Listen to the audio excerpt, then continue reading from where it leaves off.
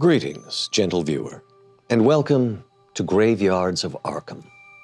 My name is Meer, and it will be my grim pleasure to serve as your keeper of arcane lore. But, as we all know, a keeper is nothing without their players. So let us meet mine and the characters they'll be embodying in this Call of Cthulhu narrative. Hi, I'm Lucia Versprille, and I will be playing Theodore Holt. Patrick Logan, Dr. Archibald Desmond. I'm Noura Ibrahim, and I'm playing Big Betty Briggs. And I'm Josephine McAdam, and I'm playing Detective Vic Mason. Welcome to all of you.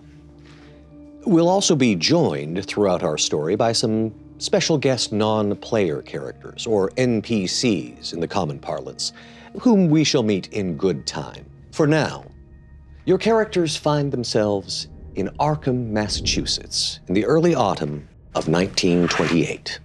The American travel writer, Howard Phillips, who wrote extensively about the New England area in the 1920s, once described Arkham as an ancient, moldering, and subtly fearsome town that was witch-cursed, legend-haunted, and whose huddled, sagging gambrel roofs and crumbling Georgian balustrades brood out over the centuries beside the darkly muttering Miskatonic River.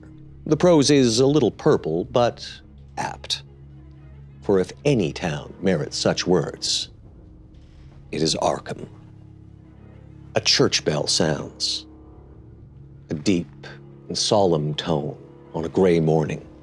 The sky seems low over the aforementioned sagging gambrel roofs of Arkham, and a fine drizzle of rain drips from the edges of your black umbrellas, beads down the dark woolen coats of your fellow mourners, runs like tears over the dark headstones of the Christ Church Cemetery.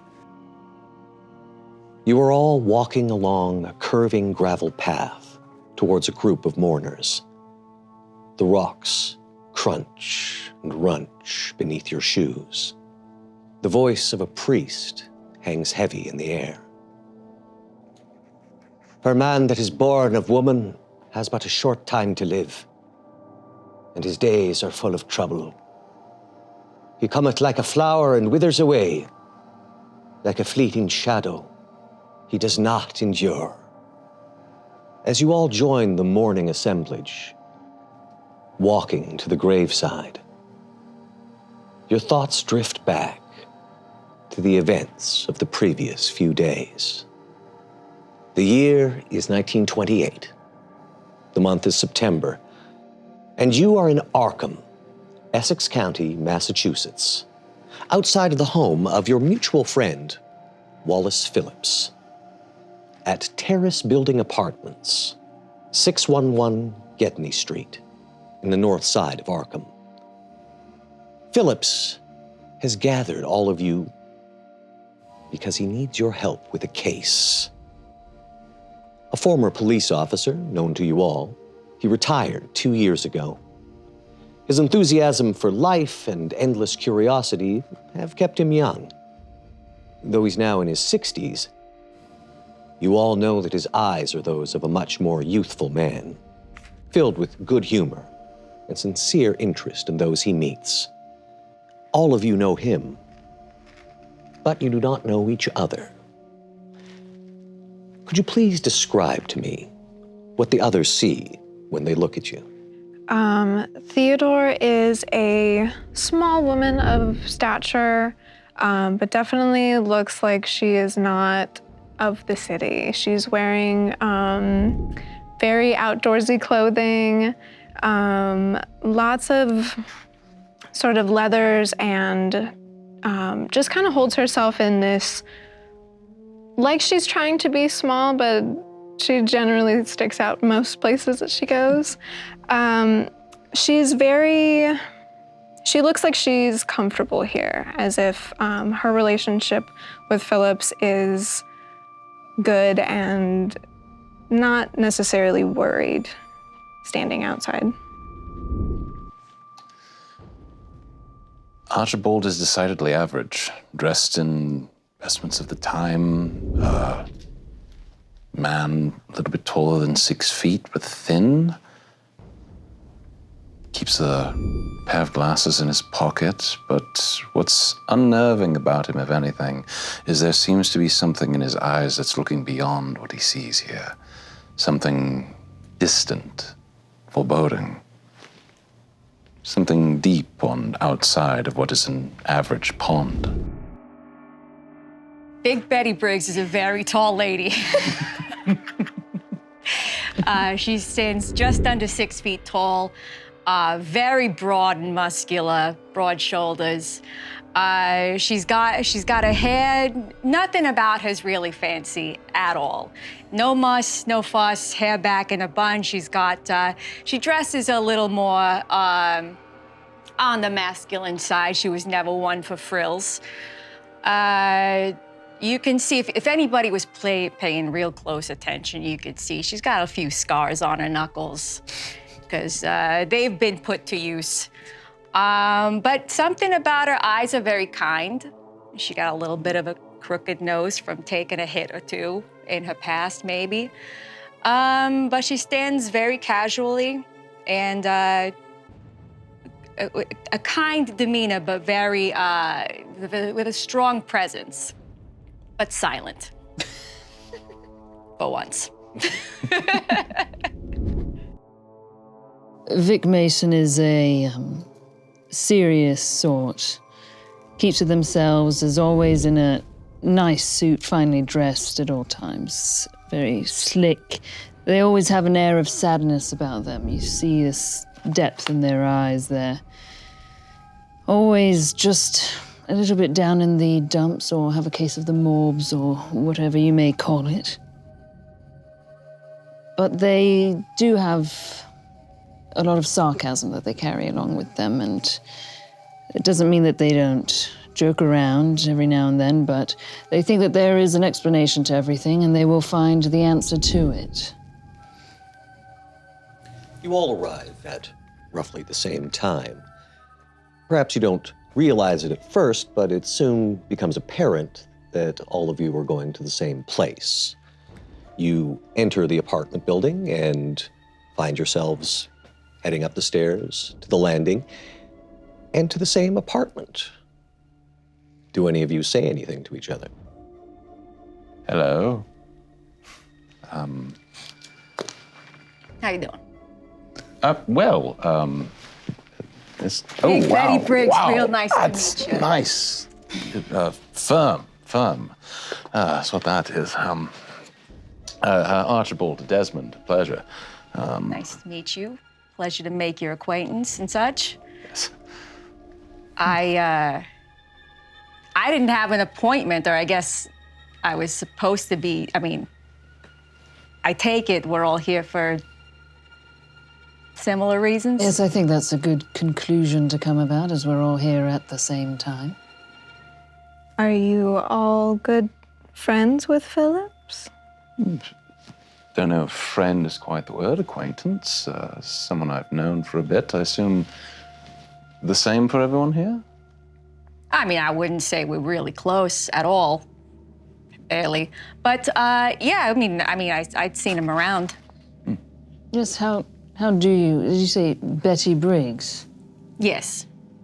No, Mr. Phillips, exactly. He's a regular at the restaurant I work at. I'm a cook. Oh, I see. What restaurant is that? That would be the only Italian restaurant in this town because everybody else slings clam chowder around here. But it's Little Don's. Oh, yes. I frequent Little Don's. It's nice. It's a good place, right? Yeah. I didn't realize that you. I'm the cook there. You like the food? I do. Yes. Have you tried the manicotti? I believe so. Yes, when I was there a long time ago.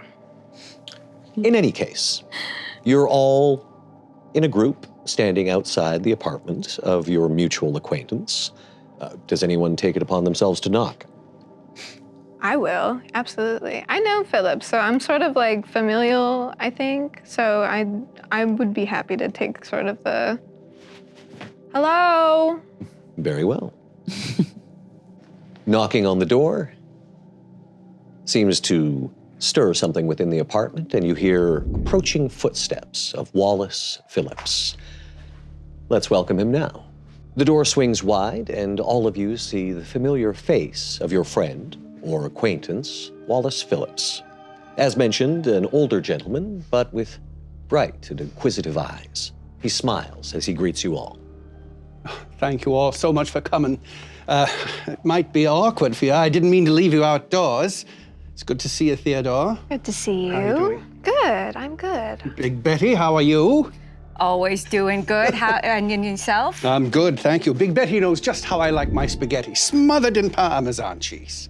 I don't get it, but it's the way he likes it. Dr. Desmond, thank you for coming. Of course. And Detective, Mr. good of you to Phillips? be here. Of course. I need some help. And I thought I might take the liberty of prevailing upon all of you to give me that assistance. And with that, he leads you through his apartment into his study, ushering you upstairs. There's 2 levels to this apartment.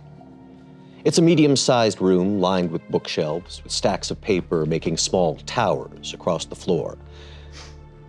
As acquaintances and friends of Wallace, you're aware that he's writing a history of Arkham, and he's actually seems to have made great progress. But, of course, the more you dig, the deeper the hole gets, and still no sign of the bottom. Wallace sits at his desk, arranging some of his papers, takes a deep breath, and turns to face you all. Dr. Desmond already knows this, and there's no reason for me not to tell the rest of you. About 10 days ago, I received a letter, and it was, well, I might as well just read it to you. As you all know, I'm a retired Arkham policeman. I used to be with the Massachusetts State Police for over 20 years, and then a few years back, I rejoined the Arkham force, and I retired just a couple of years ago after a few uneventful years on campus security detail. It's really more of a sinecure, I suppose. They've more or less put me out to pasture. But I've kept myself busy in the last couple of years doing the odd bit of private investigation and working with the Chamber of Commerce and working on my history of Arkham. But I was surprised the other day, about 10 days ago, to get this letter. Someone slipped it into my mailbox. They didn't put a stamp on it. I have no idea who it's from. But it says, Police Officer Phillips. Some of us know you from many years ago. You are a good policeman, they tell me, the best Rivertown ever had. You always did the right thing, even when it was not the best thing for you. We need you to help us. We have a girl here, a pretty girl, Anna Lund. She wants to be a dancer. She walks like one. She has bright blonde hair and a lovely smile. She is an angel in this place. She is gone. Some say she has met a boy. Some say she's got another job out of town. But why did she not say goodbye? Why did she not tell her mother and father where she was going? Now, there are many bad men now in Rivertown, and the police are on their side. If these bad men took Anna, then no one will help us, and they do not want outsiders asking questions because of what they do. Can you help us? We cannot give you money, but she is only young, and no one else will help her. Please. Now, I won't say this letter haunts me exactly, but it does trouble me greatly. Of course, it could be a ruse of some kind, but it's a cruel and strange one. If that's the case, I believe it to be honest. I don't know who wrote it. I have a suspicion perhaps her parents were involved. I would say, from the way it's written and the way it's typed, whoever wrote it is not necessarily a fluent English speaker, and I know Anna is a Swedish immigrant. I believe her parents are as well. I have spent a few days trying to look into it, but have to admit I've somehow managed to get old. And I'm afraid this case might be a little bit more than I can handle on my own, and I thought I might ask you all for help. Now, Detective, I know you've done some missing person work, and I can't turn to my former colleagues in the Arkham Police Department for reasons clearly implied by this letter, I'm afraid whoever wrote this is not wrong. The Arkham police cannot be trusted in certain matters. I think you know that as well. Yes, I do.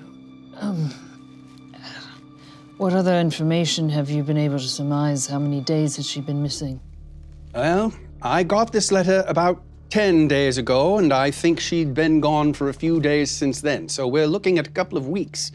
Time, we don't know. She may have left town under her own steam. But if she has been abducted, if she has gotten mixed up with bootleggers or the like, time may be of the essence. And I'm afraid we've already spent far too much of it.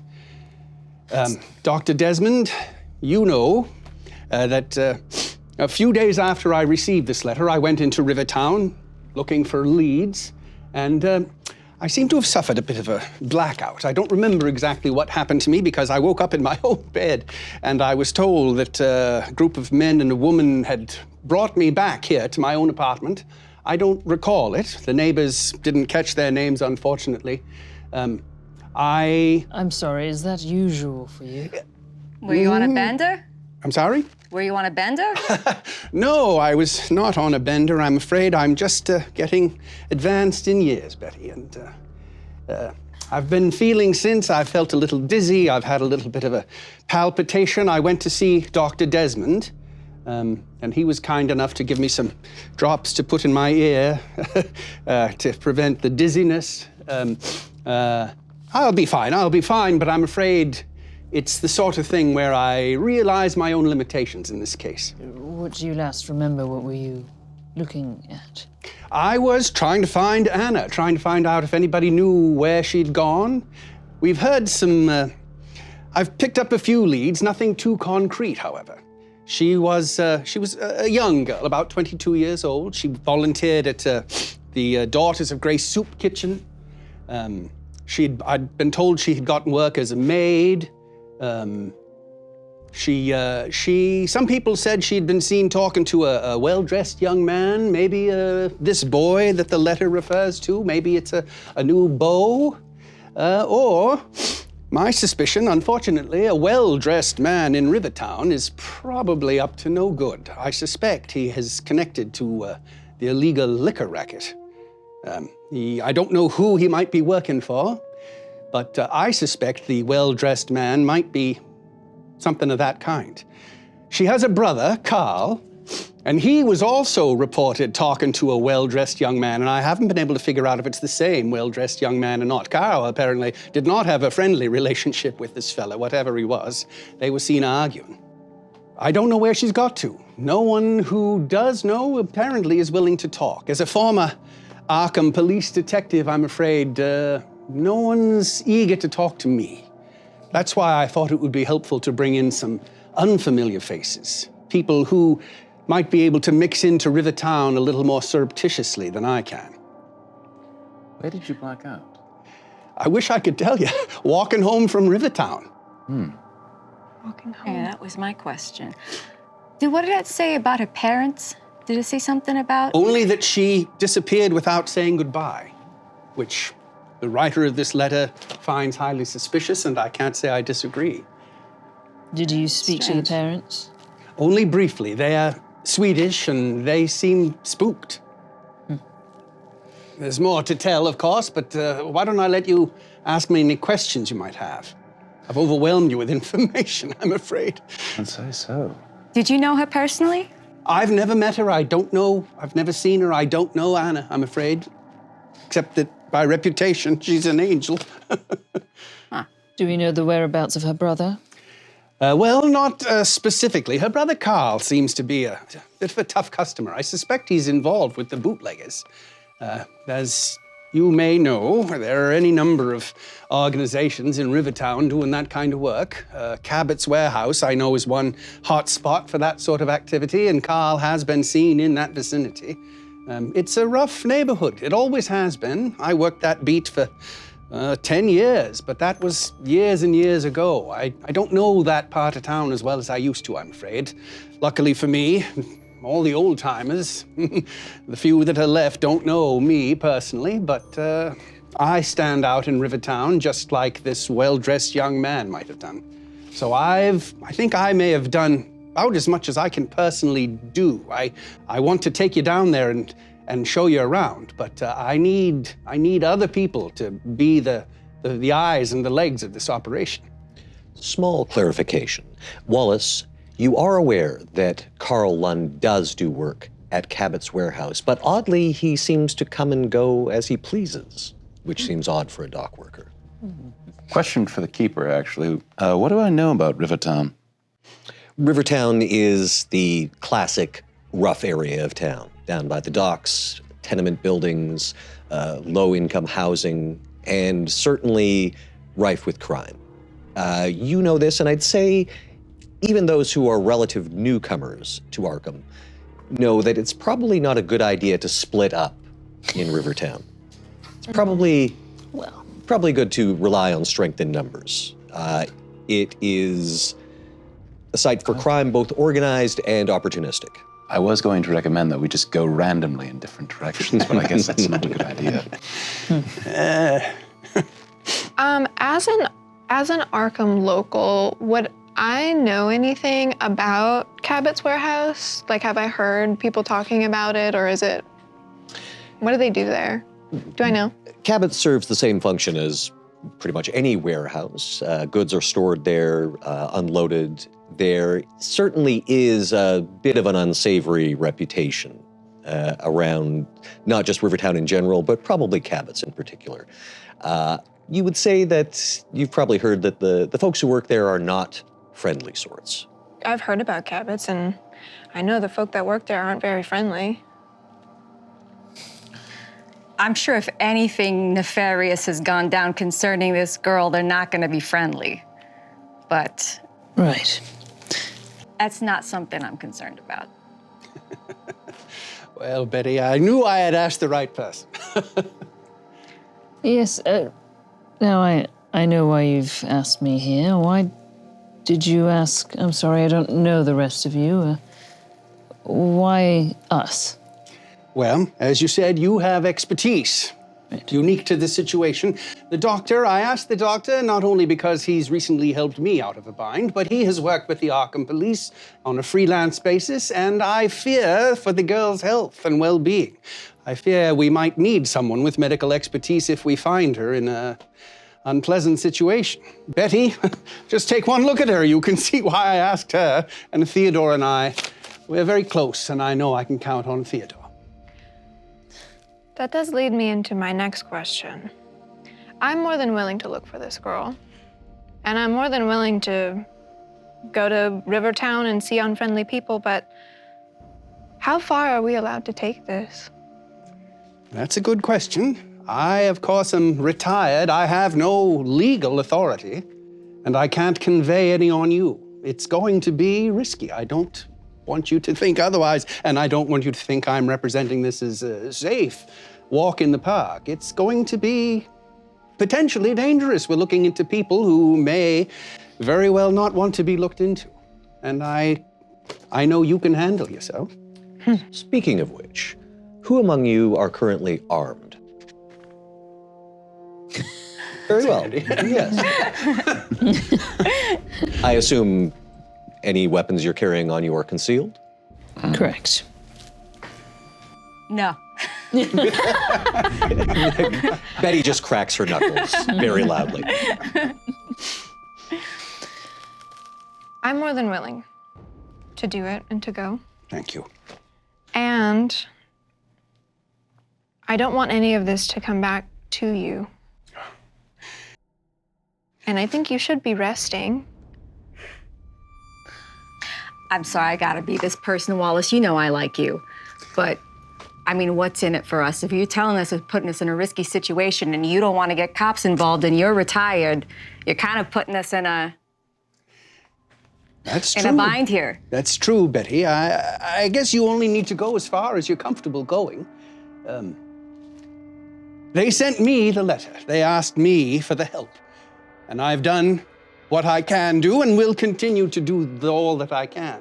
But I need help myself, and I can only hope that you will see fit to provide as much help as you feel ready to provide. Oh, don't pull on my heartstrings like that, Wallace. I mean, maybe we all go, we take a look around, and if you're out, you're out.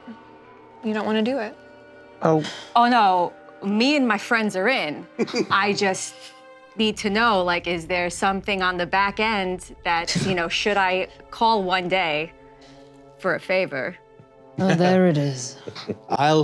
You'll be a prominent footnote in my history of Arkham. How about that? You've appealed to my vanity. Very good. You won't owe me anything. Thank you, Theodore. Doctor? I don't need any convincing. Thank you. You're a gentleman. I knew I could count on you. Thank you. May we see that? Of course. I first hand it to you. And I have here another copy of the letter, just for, there's only one copy in the game. But for the sake of players, It's a nice one in there. So, there, take the Nice message. little prop one in here. I'm afraid on missing persons cases, I'm a bit of a novice. I'm not exactly sure where to begin. Anything on first glance? Well, it's often where you don't think to look, isn't it? A return address would have been nice. That would have solved everything real I might have been able to avoid calling you at all if they had been so kind. Her parents, though, we don't know anyone. There's no one that speaks Swedish, perhaps. Not well enough. Just how do they know she's missing? I mean, a few days is one thing, but they wrote this to you 10 days ago. I got this letter about 10 days ago. We'll have to... Yes, we're just going to have to find a brother, get some more information. There's too little to go on right now. And perhaps, was she training as a dancer somewhere? I have not uncovered more details about her aspirations as a dancer. And that, if it's her parents who wrote this letter, perhaps they're speaking more to their own hopes and dreams than hers. We can go to her work. You said she worked as a maid, right? Mm-hmm. I heard she had been employed as a maid, and I heard that she had been volunteering at the soup kitchen. So those are two places we could... Indeed. I will help in this, of course, but I make no promises. You never know what this could be, and I don't want to get your hopes up. You're very wise. You have expertise that I lack. While Vic is going over that, I'd like to look at the letter myself, kind of peek over their shoulder and see if there's anything suspicious about that. Anybody wants to join in with me on that? give me spot hidden. Certainly. Failure. Looks like a letter to you. It is indeed a letter. Yes, can I do the same thing? Very well, if you like. Looking over. If you can roll on your Roll20 character sheet. Yes. Success. That is a success. It is indeed a letter. You don't necessarily see anything particularly suspicious about it. There are indications. I'm going to, that was a relative. Perhaps you think that, are these dried tears on this page? There does sound like there are multiple locations in Rivertown that are of interest. Okay. Her employers are apparently a wealthy family, so that's not in Rivertown. But within Rivertown, you have the Daughters of Grace Soup Kitchen. Cabot's Warehouse seems to be a site of interest. And theoretically, Anna's parents will also be found in Rivertown. They describe her as an angel. Often easy to take advantage of those that show kindness to others. Hopefully, nothing untoward has happened, but... Yeah, I mean, come on. We snoop around, we talk to some people. I'm sure maybe one of her friends knows something our parents don't. I mean, people skip town all the time, right? For no nefarious reasons. I might be making much too much of it. It might be just that simple. It's probably nothing, right? People do it all the time. All the time. I'm sure. Mrs. Briggs. Yes. You can call me Betty, or Big Betty, or Big B. Sometimes people call me that. Big But- B. Whatever you like. I'm just saying it's not always the worst case scenario. Sometimes people just go. You seem And leave. quite experienced or like this has a personal touch? No, it's fine. Right. Yeah. Just for reference, you didn't eat anything there, did you? Eat anything where? At the soup kitchen? At Rivertown. No. Well, I did have a cup of coffee at Randall's coffee shop by the barber shop, but that's all. I hate to think what if somebody recognized you, what they think you might do if all of these, I don't know, bad folks are hanging out there. I don't expect this is in any way about me. I have coffee at Randall's all the time. But they gave you the letter. Yeah, but we don't have any reason to think that me having the letter and me having a cup of coffee or me blacking out are in any way connected, dear. It's just, I'm an old man. I know, but maybe it's just me denying, I guess. But I think we should expend all options, personally. Well, if you're all game, I suggest that we head into Rivertown and start looking around. I'll go with you and show you where I've been so far. Do you think it wise for your own safety? I think I can get us started. You are your own person. Thank you. I'm ready. Lead the way.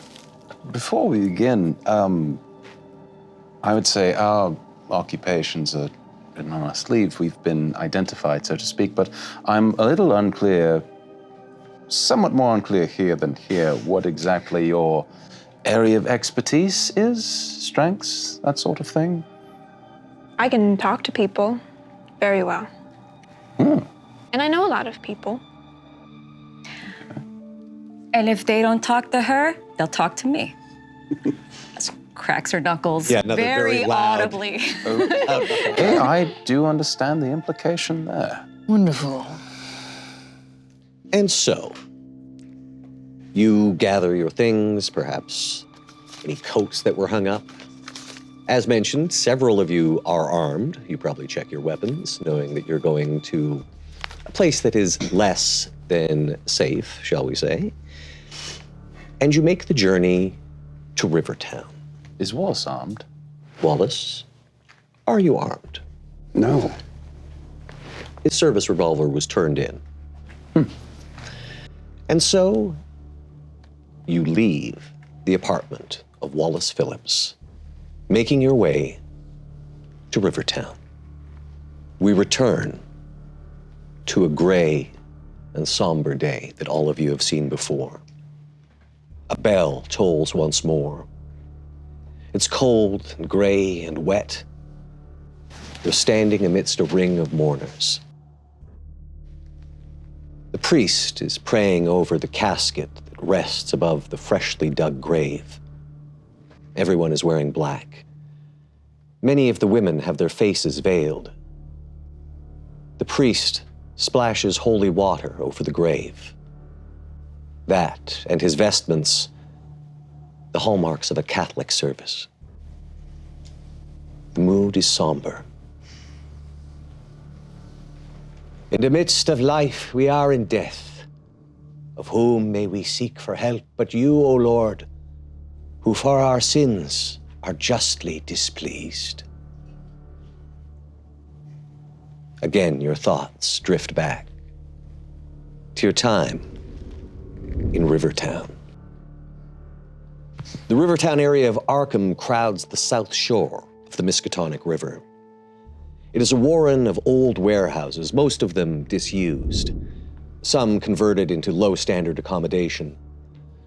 The ones nearest the dock are used to store goods. There are cargo ships of varying sizes, loading and unloading at the dock on heavy industrial cranes. Dock workers lug the crates into the waiting warehouses. The people in Rivertown do seem somewhat suspicious of outsiders. Perhaps a trifle more aggressive than the average citizens of Arkham. But you find yourself in the company of Wallace as he points towards the various sites of interest he mentioned before.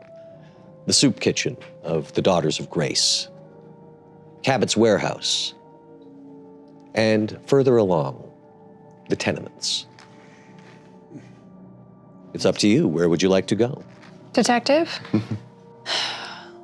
Let's start with her place of work. They must have seen her many times and known her personality, more of herself, you know. Your family sees one version of you. Your colleagues see another. Certainly true. Well, the Daughters of Grace. That way. And so he guides you. As you move along, it does seem like there's something in the air. Potential for violent confrontation. Like a misjudged interaction could at any moment turn physical. Perhaps, despite yourselves, you find yourselves patting the pockets that hold your weapons, perhaps even checking your watch chains. And you approach the Daughters of Grace soup kitchen. The soup kitchen is a humble affair. You can see there's a large pair of open double doors so that people can come in, get food when they need to. Inside, you can see a pair of cooking stoves designed to be wheeled around, where the hungry can have a bowl filled with hot food and be given a hunk of bread. Doctor, with your military service, I think you would get an automatic success on these. These stoves are ex-World War I Army stoves, used on the Western Front. Perhaps it brings unpleasant memories to the fore. Some of the unfortunate souls who frequent this place are sitting on simple fold-out chairs or on benches around a rudimentary table. The Daughters of Grace, or at least who you assume are the Daughters of Grace, seem to be refined ladies, well-to-do. But they work diligently, carefully, to provide hot sustenance to the queue of people patiently waiting for food. Each of the ladies is wearing a baggy smock over her day clothes to keep splashes and smell of soup off their finery. Propped up on an easel is a large print of an old-fashioned engraving or lithograph of a hospital scene. Rows of beds holding women and children. This is in the lithograph, of course. Walking past the beds are well-dressed women holding lanterns. Above the print, in bold, confident letters, is written, "The Daughters of Grace," beside the icon of an angelic mother figure with her arms spread wide in welcome. All right, well, have you been here before, Theodore? You are the local. Have I been here before? Not to this specific location, no. Not to this specific location. Mr. Phillips, do you know who runs the establishment? Not by name. The Daughters of Grace have an excellent reputation. They're a very charitable organization of well-meaning society women. I don't move in their circles myself, so I'm afraid I don't know any of them personally. Oh, I'm afraid my ears are burning. One of the women has approached you as you spoke to each other. She seems to have appeared rather suddenly. But she's smiling.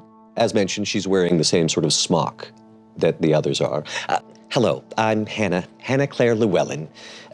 You had some questions regarding the kitchen, our mission? Yes, did you have Anna Lund in your employ? Anna Lund? Yes, I believe so. Could you give me... Would you like to employ persuade or charm on this, or are you simply asking questions? Simply asking questions. Very well. I don't have charm that you speak. Or there are other means. I mean, there's always intimidate, but I understand if you're not going there yet. She says, yes, Anna Lund, yes, I do know Anna. Tall, striking girl, very blonde hair. I think her family are Swedish or Norwegian or thereabouts. Mm-hmm. Why do you ask? Did you know her well? Oh, not well. She's so graceful, though. Very kind. She walked with a natural elegance. I think I think she wanted to be a dancer. Yes, someone told me that. Yes. She did sort of stand out. Yes, we have heard of her angelic demeanor, her charitable works, writing a piece on her and seeing what her friends and family might think and give their own opinions on the matter. So, do you know who she was closest with amongst your staff? I'm not really sure. Again, I suppose I spoke to her. You mentioned her family. Well, her brother, Carl, is a bit of a brute, so I hear. I understand he works at one of the warehouses as a dockhand. He's involved with some rather unsavory characters. Oh, you've seen this yourself? This is what I've heard. I wouldn't frequent that place myself. When was Anna last here, by chance? Oh, it's over a week now, since last we saw her. Maybe even closer to 2. We haven't seen her at all. You say she's gone missing? I didn't say that at all. Curious, does she normally come in more often? Yes. We wondered if perhaps she'd taken ill. Oh, Could I do a psychology roll? just about to say this. Ask the same. No, go ahead. Sure thing. We should both do it. Yeah. Kimba, go is there? for it. And let me ask. It struck me that, and maybe we did. Maybe I say, is it weird that she's talking in the past tense about her, and now she like There's a lot of finds out she's missing. I'll let 2 of you make a roll. I'll go ahead and Psychology. I'll do a psychology. I'll do one as well. So while Vic is engaging her in conversation, Miss Hannah Claire Llewellyn, the others are sort of observing. Could you make your psychology rolls? I failed. Extreme success. So I'm glad we both went in on that. Oh, good. Think that she... I feel more confident when you're here. That's got to be what it is. I bring that out in people. Yes. She does seem to be telling the truth about Carl, that he is a brute. She also did seem concerned for Anna, like legitimate concern. I lean into you when the opportunity presents, and I say, she seems very sincere. How well would you say you knew Anna? Not that well. She seemed like a very nice girl. And as I say, I haven't seen her in nearly 2 weeks now, but I hope she's run away from this place. Oh. Why say that? There are some very unsavory characters here. And if I may, I don't mean to presume, but I don't think you should be here after dark. It really isn't safe. Oh. In what way? Do tell us what we should look out for. Look out for violent people beating you and taking your money. Yes, if you're fair lucky. enough. All right. Is that something that's happened to you? Oh, not to me. And I make it a point not to be here after dark. Can I ask you one question though? Is there the usual people that come by here for your soup service? Oh, we see the same faces quite a bit, yes. So anybody out of the ordinary come in? As of late? To be honest, I all of you. Present company excluded, of course, but... You're the ones that stick out in my mind. Here at the Daughters of Grace, we try to help these poor souls. Put a little food in their belly, a smile. The Daughters of Grace have been working to help the unfortunate of Arkham for, hundreds of years, ever since the pestilence of 1705. That was the founding. Oh, you're familiar with it, sir? Oh, I've heard of it. I'm working on a bit of a history of Arkham. How fascinating. The pestilence of 1705 has been one of my little rabbit holes. Do you know much more about it? I know that it was so deadly that there were almost no survivors to leave behind any records. Oh, it's true. It's true. And the Daughters of Grace, well, as I say, that was the occasion of their founding. Certainly, they helped those that crawled from the wreckage, as it were. I've looked into the archives at the Historical Society and I haven't found too much detail. In fact, from what I understand, they don't even know where the bodies were buried. Really? Yes. Oh, it must have been such a terrible time. Yeah. But since then, the Daughters of Grace have worked to support the citizens of Arkham, particularly the women of Arkham. We offer money to talented young women for their education, and I wish that perhaps we could have provided Anna with a scholarship, but maybe she's taken her own initiative. Perhaps. Anna, you describe as kind. It sounds as though everyone around her must have enjoyed her company in some way. Yes. Did anyone that came through ever become attached, so to speak? Oh, yes, I think I know what you mean. Not that we're aware. She was just such a lovely person. Is such a lovely person. Right. Was she in any particular kind of trouble that you might know of? Oh, nothing like that. No. That's good. So, is this your group's mother then? And I'm pointing at the engraving that you mentioned that's sitting on the easel. Oh, yes. Kind mother.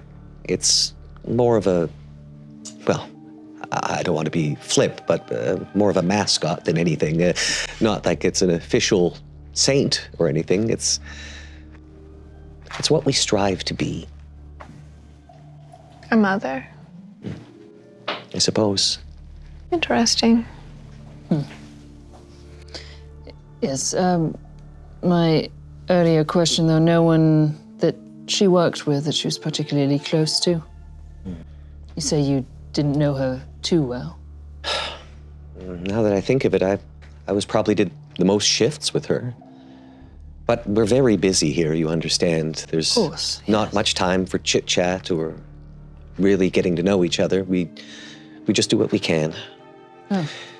As I say, I do know that her brother works at Cabot's warehouse. But Right. again, not a terribly savory character. You don't think he had something to do with it, do you? We don't know that there's anything going on at all. Like I said, we are simply writing a piece. I'm on sorry. Anna. I'm sorry. Ugh, I read too many novels, strangers show up asking questions, and my imagination runs away with me. Right. Yeah, why is it that you suspect something foul must have taken place? So many stories in Rivertown end that way. Understood. Yet any other missing girls? No. I mean, sadly, people go missing in Rivertown all the time. And sometimes bodies are found floating in the river or in alleys. Well, thank you for your time. Miss, what was your name again? Mrs. Llewellyn. Llewellyn. You wouldn't mind being credited in the book with your words, of course. Oh, no, not at all. That is Helen, and she spells her first name, Hannah. Allow me to correct myself. That is Hannah Claire Llewellyn. That's Llewellyn with 2 L's. It's Welsh. Right. Interesting. I'm not Welsh, my husband, but yes. Would you be interested in a copy of the book? If so, where would we send one? Oh, she jots down her address. It's in a well-to-do part of town. Thank you so much, Miss Llewellyn. Yes, and all the best. To you as well.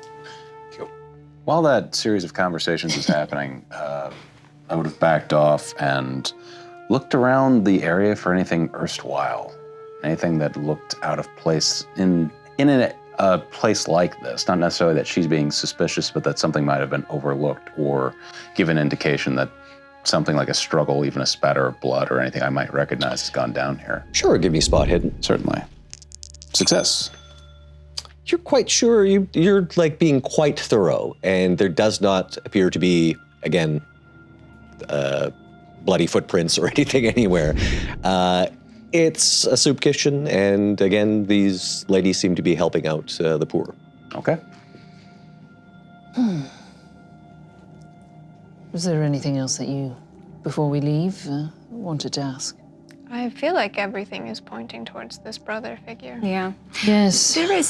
There is one last thing. Did you ever have any personal interactions with this brother?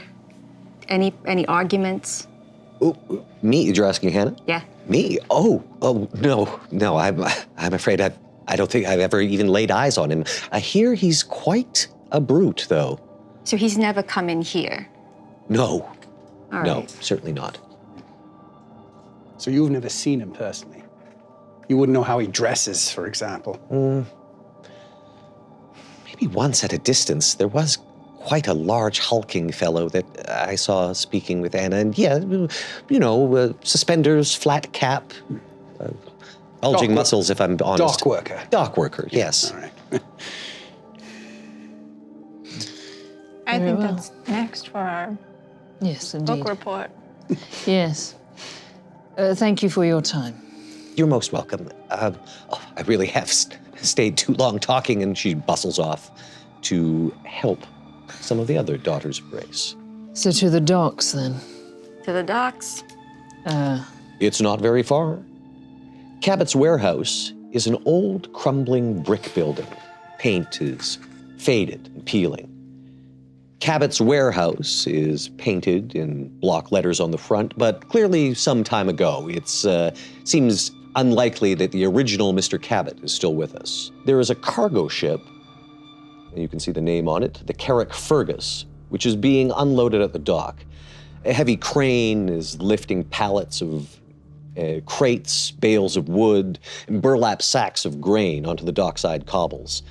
Stout workers are hauling the crates on small trolleys and dragging them into the open darkness of Cabot's warehouse.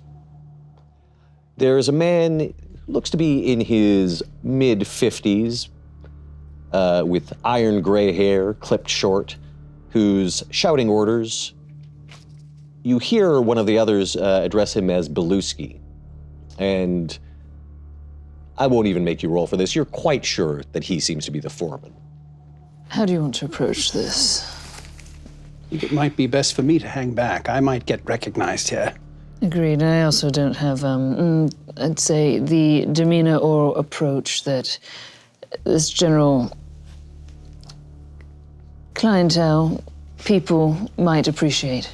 Not to say anything, but perhaps you would be a little more comfortable chatting with these fine folks. Listen, I know what you're trying to say, and I just not want you trying to to know say I'm not anything. offended. As she's like rolling up her sleeves, like getting ready to go in. Revealing like a heart with an arrow through a tattoo and an anchor. Sure, yeah, mermaid. Mermaid. Yeah. some classic Sailor Jerry stuff. Yeah. But I'll keep an eye a little further. We can't do the I'm writing for the school newspaper bit because they're gonna see right through that. You do whatever makes sense for you. All right. Here we go. So Betty is approaching alone? I guess, unless anybody wants, I don't recommend it, but you're more than welcome. Very well. So the rest of you hang back, perhaps. There are people standing around smoking, reading newspapers. You could probably grab a newspaper from a passing kid who's selling them if you wanted to, just to stand there, I'll do that. cut 2 holes Newspaper against a cargo container. Sure. And Betty, you approach the man that you've heard referred to as Beluski. He has a clipboard and he seems to be writing something down, so he doesn't quite notice you until you're right next to him. Yeah. He looks up and there's a low whistle. It's like, jeez. Oh, sorry. You're Beluski, right? You're Beluski? Yeah, that's right. I'm Beluski. All right, nice to meet you. My name is Big, and she doesn't want to give her real name. My name's Big Bertha. My name's Big Bertha. Yeah, well, you come by it honestly, Bertha. Let's see, I got a mutual friend with a guy named Carl Carl works here, right? What, the Swede? Yeah, hey, blonde guy. Yeah. I'm sure. What, blonde you guy. friends with him? I ain't friends with him because I hear there are certain things, but we got a mutual friend, Bobby.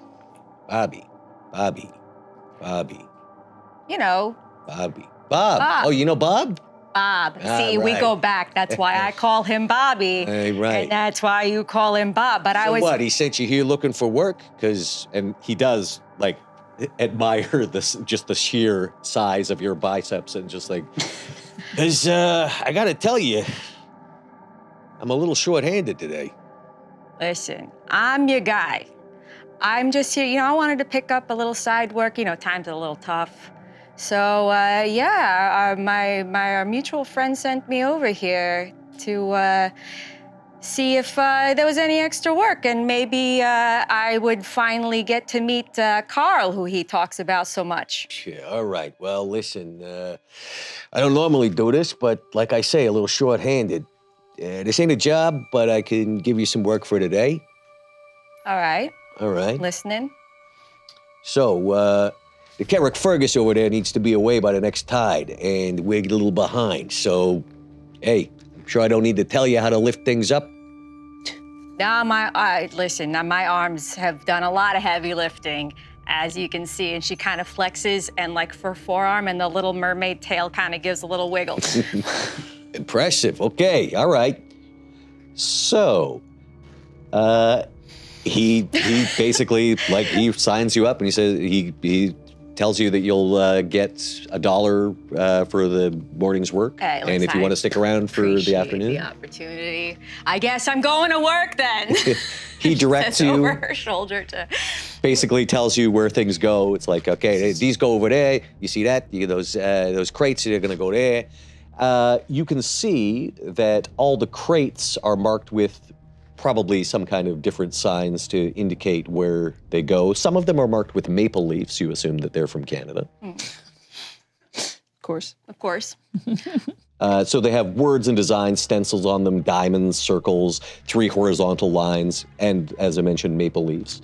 As you, probably using one of the trolleys, the men seem to, they look at you for a second, and then some of them look like they might say something smart, and then they think better of it. Yeah. And you join them in working. She's gone to work. She's working. Yeah. I feel like this is a play of some kind. Yeah. Do we need to back it? Yeah, it's I think we need to stay out of her way. I think she's gonna get in there and find out some actual information. Oh, all right. all right. Meanwhile, inside the warehouse, Betty, it's dark, with shafts of light slicing down from splits and gaps in the corrugated iron walls and roof. The warehouse is half full, blocks of crates in the middle of the warehouse forming streets and intersections as you go deeper into the darkness. Could you please make a listen roll? Sure. All around you, there's lots of conversation going on. Success. Okay, so you're overhearing these snatches of conversation.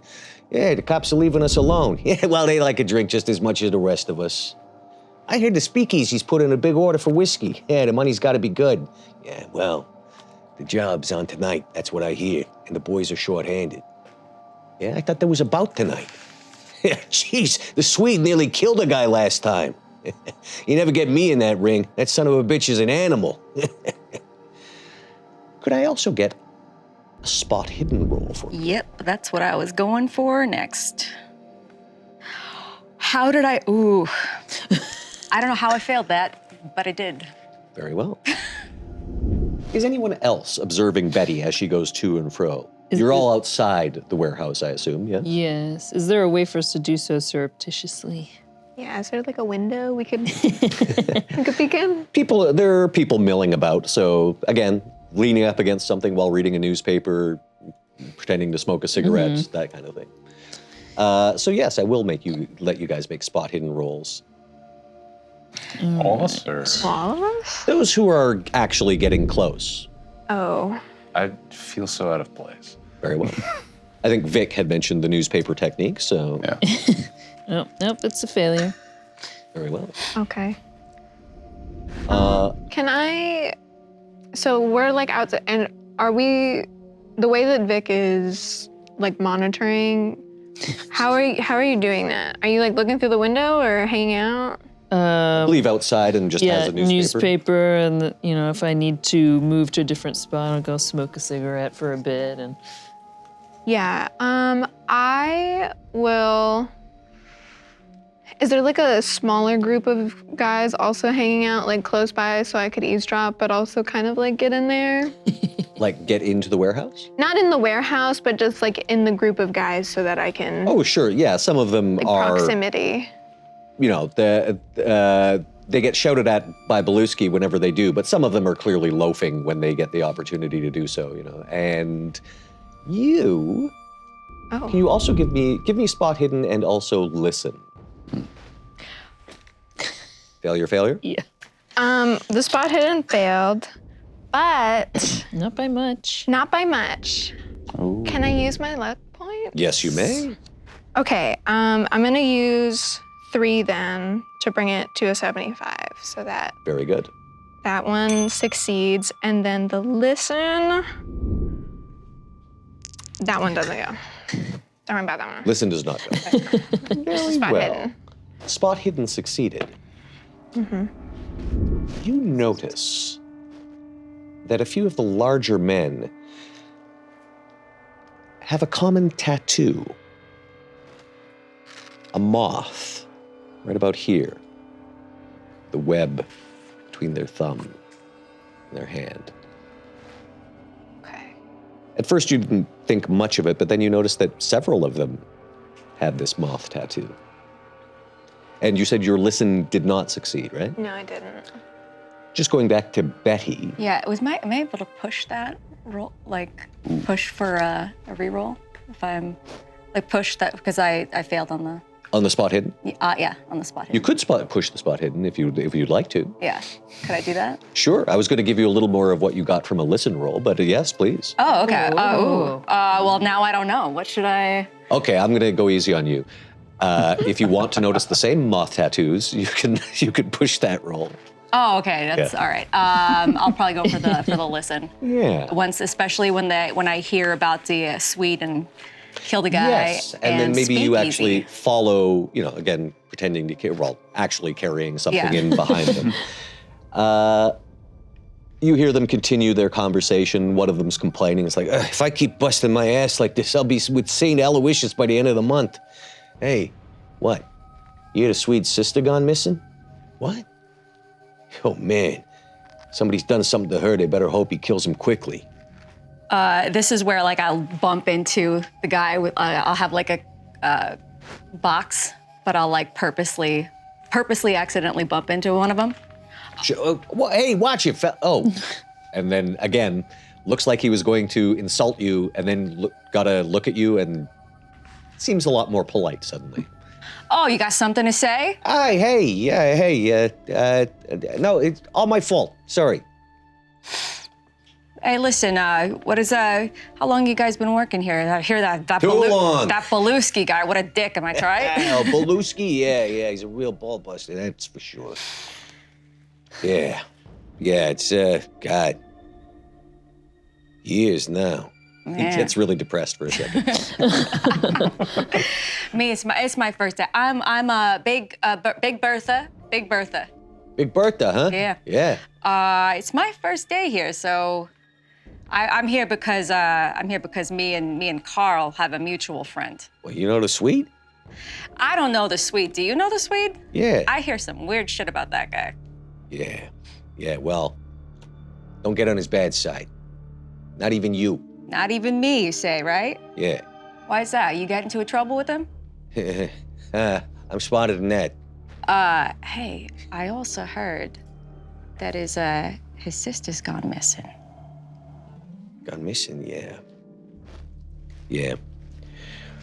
We seen her before. She's hard to miss. She's pretty. Yeah, well, don't let the Swede hear you talk like that. Hey, it's easy to be pretty around here. Yeah, the other one leans in. It's like, hey, ain't that the truth? Me and him, we're the definition of handsome in Rivertown. They're not handsome. Yeah, I could see that. Yeah, my wife saw it. Another guy sort of pipes up. My wife saw it, a couple weeks ago. She was talking to that rich fella. You remember him? Yeah, I sure do. We don't get many rich folk down here. Yeah, any rich folk around here go home a lot poorer. They all have a good laugh at that. Yeah, he was a young fella, wasn't he? Yeah, wife says they was talking real close. Pretty girl like that. Well, I hope she didn't do nothing she'd regret. Oh, she's sweet on a rich guy? The other guy's like, hey, so what if she did, huh? You know, maybe he took her uptown, put her in a place of her own. I mean, if I had a chance to get out of here, I'd do the same thing, right? Ah, come on, that ain't no life for a girl. Yeah, you reckon Rivertown is? Good luck to her, I says. It's good to see someone get out of this goddamn place. Yeah, none of you guys knew this guy, though, huh? Just show up out of nowhere? This rich guy? Rich guy? No, I don't know no rich guys. Yeah. If I did, I'd be tempted to roll him. I bet you'd make a sweet penny off of that one. Could be. Hey, you ought to take your chance in the ring. You don't say. I've been looking to get some action around here. I'm busting my nut over here trying to lift boxes. I gotta make some more money somehow. Yeah, well, you can make some money in the ring. Just don't go up against the Swede. That's all I'm saying. The Swede's a fighter too, you say? Yeah, the champ. I bet I could take him. Okay, I mean, I like your chances better than any other Palooka's gone up against him. This ring, where could I inquire about such activities? Well, be back here around 10. Yeah, it'll be pretty obvious. All right. Hey, where can I get a drink around here? I'm dying. You and me both. Yeah? Don't worry. You come by, they'll take care of you. Yeah? Yeah. What's your name? I'm Stan. Stan. Nice to meet you, Stan. Yeah, Bertha? She, like, Bertha. And she just slaps it. Like, I thought you were just slap slapping his hand, yeah. He's like, well, that's quite the grip you got. You know, I like your chances. Yeah, me too. Yeah, put your money on me. Yeah, and they seem to, they're like they've suddenly got a good inside tip. They're like, okay, yeah, nice to meet you, Bertha. And they go back to loading. Meanwhile, outside the warehouse, those of you who were gathered, Vic in particular, because they're keeping an eye out, a beat cop arrives, walking through the dockyard. The workers all grow quiet and look at him out of the corners of their eyes. You see the cop briefly stop at the soup kitchen before casually walking towards Cabot's warehouse. A large man with a moth tattoo on his hand talks to the cop. The cop listens and nods and then walks back the way he came. From those of you who observe this, could I please get spot hidden rolls? Yeah. And do let me know what sort of success you get. Hard success. Hard success? Nice. Hard success. Ooh. Just a regular success. Very well. Doctor, to you it looked like the dock worker told that cop what to do. And those of you with hard successes, the cop treated the dock worker like he was his boss, and he thanked him at the end. You saw them shake hands, and he may have passed him something. At the end of your shift, Betty, you are given $1 and thanked by Beluski and sent on your way. Can I get a spot hidden from you? Oh, No, yeah, that's I the- keep, like, really failing bad at these. Like, failing really bad. You're intent on the dollar that's been pressed into your hand, the shiny silver dollar you were paid with. Is there anybody else that is observing? You're keeping an eye on Betty, aren't you? Well, I'm just keeping an eye on the area, make sure nothing untoward happens. I would love to go to Wallace. Is Wallace still with us? Yes? I'm in the vicinity, yeah. Vicinity. Do you know who that was? Not familiar. Young guy. He must be, he's after my time. I don't know him by name. I'd say I was keeping an eye on Betty. I find this whole place sketchy. Spot hidden then, please. You did see Betty standing in line to I receive. failed harder than anyone has ever failed. Kept your eyes glued on Betty. Nothing seemed to have happened to her. Do you know how much have you dealt with in the force of some kind of corruption amongst your younger cops? Younger, middle-aged, and older, I'm afraid it's endemic. It's why I'm not a cop anymore. It's because I was the one who wouldn't go on the payroll. I'm afraid it's far too common. Indeed.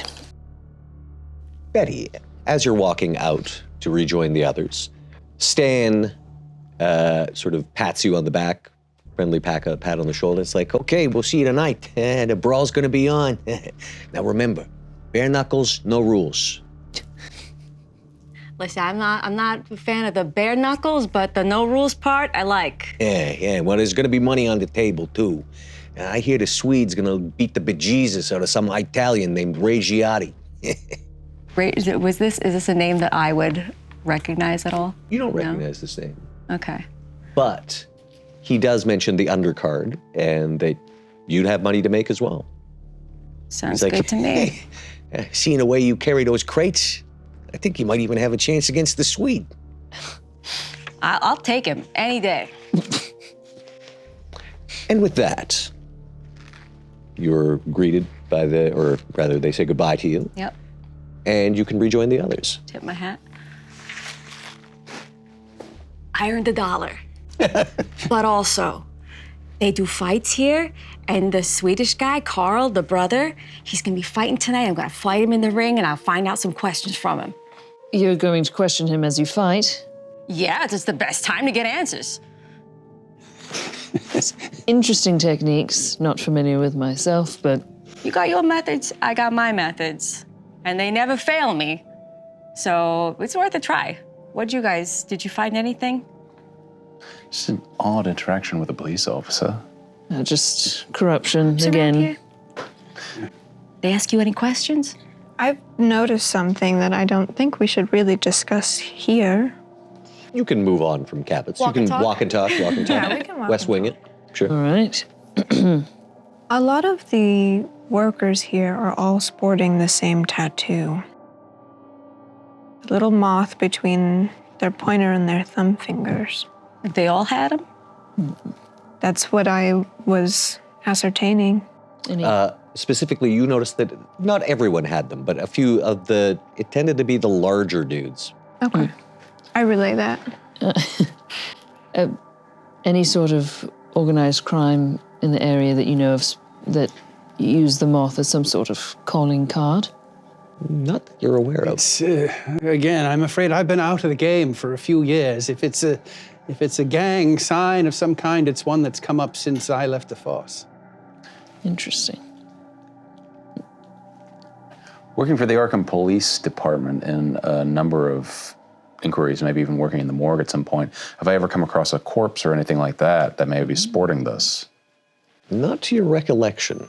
Okay. Yes. Actually, while I was looking at all of them, do they look new, like new tattoos? Or did they look new? You were spotting them at a distance, so Okay. yeah, even unless you'd got an extreme success, I don't think you'd be able to determine that. Just curious. In any case, Betty has an appointment tonight at 10 p.m. Are we all coming with you? Hey, you should all come with me. From what you understand, there are spectators. It's not just by invite only, but clearly it's an illegal thing. And Wallace, you realize that as someone who is somewhat known, it might not be best. Yeah, I'm not going to tell you not to do it, but I don't think it would be a good idea for me to come with you tonight. If you don't want to come, that's fine. I totally understand. No hurt feelings on my end. It's not a question of wanting to come. It's a question of it being a bad idea for our group activity. Oh, no, we'll be fine. Doc, I need a doc. And They listen, allow Cornman in this. there's going to be people there. That's what Stan said. What kind Make some money. of format is it? All they said was bare hands, no rules. If there are no rules, then there should be Cornman there. Yeah, should be fine. Do we bet on you or against you? Oh, how would that Are you intending to throw a fight? no, you should bet on me because I'm gonna win. I'm just making sure. I didn't know if this was some sort of scheme that we were running to maybe. The scheme is I get the Swede, I get Carl, I bash his face in until he gives me some answers. Did you find out anything else about Carl when you were in there? And nothing that Is there a reason? Does he seem suspicious? Just that he's a real jerk so far. But there was some real rich guy that's been around town that had his eyes on Anna. Oh. No name, nothing? Not that I know of, but maybe Carl's seen him. It was one of the other dock workers that told you this. Yeah, they said that's what Stan said. All right, well, if you see them tonight, perhaps find out what this rich man looks like. I mean, I'll try my best. I think we got to find out who this guy is because they've obviously been talking to each other. Yes. And Carl seems like he's a big jerk, and I'm sure if he's seen his sister around with some guy, maybe he knows about it. Yeah. If he's rich, he might be here to bet on the fight. Right, He could be here to bet on the fight. See, this is why we need you around. Are you sure you don't want to stick around? I'm afraid I'm feeling a little out of my element, I'm afraid, tonight. I should stay home. And with that, Wallace tips his hat, and you see him stroll off in the direction you know his house lies in. Be safe. Thank you. That evening, after perhaps sharing a meal somewhere, at 10 o'clock, the four of you find yourselves back at Cabot's warehouse. At 10 o'clock sharp, braziers made from oil drums are lit. Men and women start pouring out of the shadows, where before the area seemed empty, all flooding into Cabot's warehouse. The interior of Cabot's is lit with more of these burning drums and barrels. You find your way through the narrow lanes between the crates, heading towards the back of the warehouse, where a ring has been constructed. You can see a chalkboard with various bets placed upon it. A man wearing shirt sleeves and suspenders, a derby hat poised on his head, seems to be shouting. He's got a cigar clamped between his teeth, and it's already crowded. People are cheering, shouting, and swearing. A long, bright electric bulb hangs over the ring. Stepping into the ring, a heavily built, dark-haired man stands stripped to the waist, looking around the ring expectantly. Through the hubbub of voices, you can hear, without the need for a listen roll, "Yeah, that's Ray Giotti. Yeah, the Swede's gonna make mincemeat out of him. I heard this Ray Giotti is pretty tough to put down. Hey, come on, where's the Swede? He should be here by now." As the crowd's getting restless, a large man steps into the ring, slicking back his hair as he does so. That action shows you quite clearly the moth tattoo, the web between his thumb and hand. "All right, y'allies. The Swede isn't coming. He's working for me tonight." There's a huge barrage of shouts and jeers, boos of outrage. He stares down the crowd. "I said he's working for me tonight." And the crowd instantly hushes. "Someone else can fight the Italian. Who'll it be? Who'll it be? Come on! Oh, great. I guess I got it. Fight the Italian and you'll come on the job tonight. You'll all get an equal share." He shows the tattoo on his hand. "You might even get yourselves one of these." I'll fight him if he doesn't mind going down in 2 seconds. Ooh. That reverberates through the crowd. It's like, "All right. Now then, this lady at least has some courage. Step on up then, miss. What's your name?" And I'm just like, for the crowd, anybody? Yes. Actually, Stan and his friends are like, yeah, woo, Bertha. And like, he looks at you and says, "Bertha, is it? I'm Mally." And he shakes your hand. His grip is quite strong, if you do say so yourself. A look of a little bit of a surprise comes on my face when I shake his hand. And, all right, bare knuckles, no rules. No rules. Let's see what you're made of then. All right then, Ray.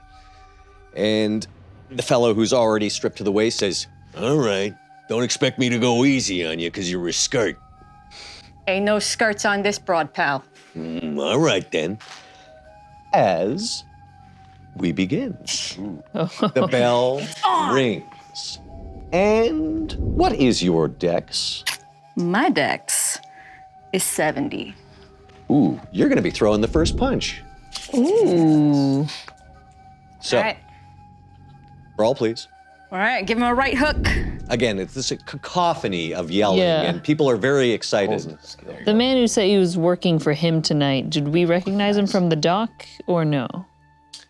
You actually did see this big Irish fella At around. the dock? At the But dock. he was just sort of working He about. was just okay. working around. He didn't speak to any of you. Okay. But he claims the Swede is working for him tonight. Yeah. And something about the tattoos and Mm-hmm. an equal cut of the job. People seemed eager, but Ray seemed pretty big, so they didn't necessarily want to volunteer for this job. So But he's hanging around for this fight, though, yeah.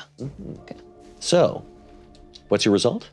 Success. Success. Hard success, regular success? Regular. Regular success. All right. He is going to try to counter, and he is going to fail that. You may do your damage, please. Oh, the damage, 7. 7 points of damage. 7 points. Right in the jaw. That's like a major wound. Yeah. This Ray Giotti, who you heard in the crowd with like, he's pretty hard to put down, rocks back as your fist, you said it was a right hook? Yeah, just collides with his jaw, spins him around. He goes around twice before he hits the mat like a sack of hamburger. And the crowd goes off. You can hear Mally, the Irish fellow who introduced himself, is like, Jesus! He steps up, grabs your hand, and holds it in the air. What'd I say? 2 seconds. Yeah, everybody's just like, Ooh, Marcus of Queensberry. and he doles out $5 to you. Yeah, I'm making a lot of money today. Yeah, it is a fair bit of money. People are just going, there actually is chanting, Bertha, Bertha, Bertha, and you're somewhat regretting giving a fake name. Yeah. As I look at Vic and I go, Betty's serving up Italian tonight. Indeed she is. so Mally, it takes you aside. He notices, I assume the rest of you are approaching. I said, these friends of yours then? Yeah, these are my pals. This is my Doc. Oh, you got a corner man. Well, very high and mighty. Unnecessary tonight, as it is most nights. Oh no, old Ray'll need a corner man or two. Maybe a good tailor to sew his skin back on his arse. All right, tell yous what, I'm impressed by yous. And if you're friends, then, well, I gave me word. You're into a job tonight. I'm making all sorts of money tonight. Oh, it's going to be a tough one tonight. The moon is out, and the dogs will be too. We'll look after the job. Yous keep the dogs off us. Are yous in?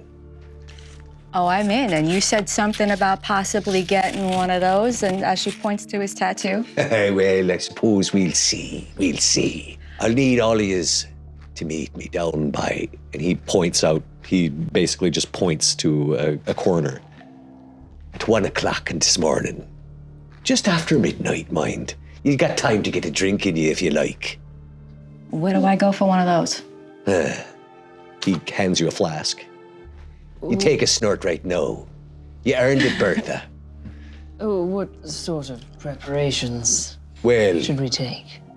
friend, if you got firearms, anything else out of that nature, you best bring 'em because you might need 'em. With that, we return to the present. A gray day. You huddle under your umbrellas under the cold gray sky as the rain begins to fall heavily, making rivulets of mud in the piled earth beside the grave. The undertaker's men are lowering the casket. The priest intones, "Grant to us that we may at length fall asleep peacefully in you and wake up in your likeness. for your tender mercy's sake. In sure and certain hope of the resurrection to eternal life, we commend to Almighty God our brother, Wallace Phillips, and we commit his body to the ground, earth to earth, ashes to ashes, dust to dust. 3 men in police dress uniform take a handful of earth and throw it into the casket. They look to you, inviting you to do the same. You take the handfuls of earth. It lands on the casket lid with an empty thud. As you walk from the graveside, the wet mud sticks to your hands, and your thoughts drift back to that night. The night you arrived at the corner of South Sentinel Street and Silverbrook Street on the instructions of Mally. After a short wait, a flatbed truck pulls up. Mally steps out, followed by 3 other men. One of them dwarfs the others.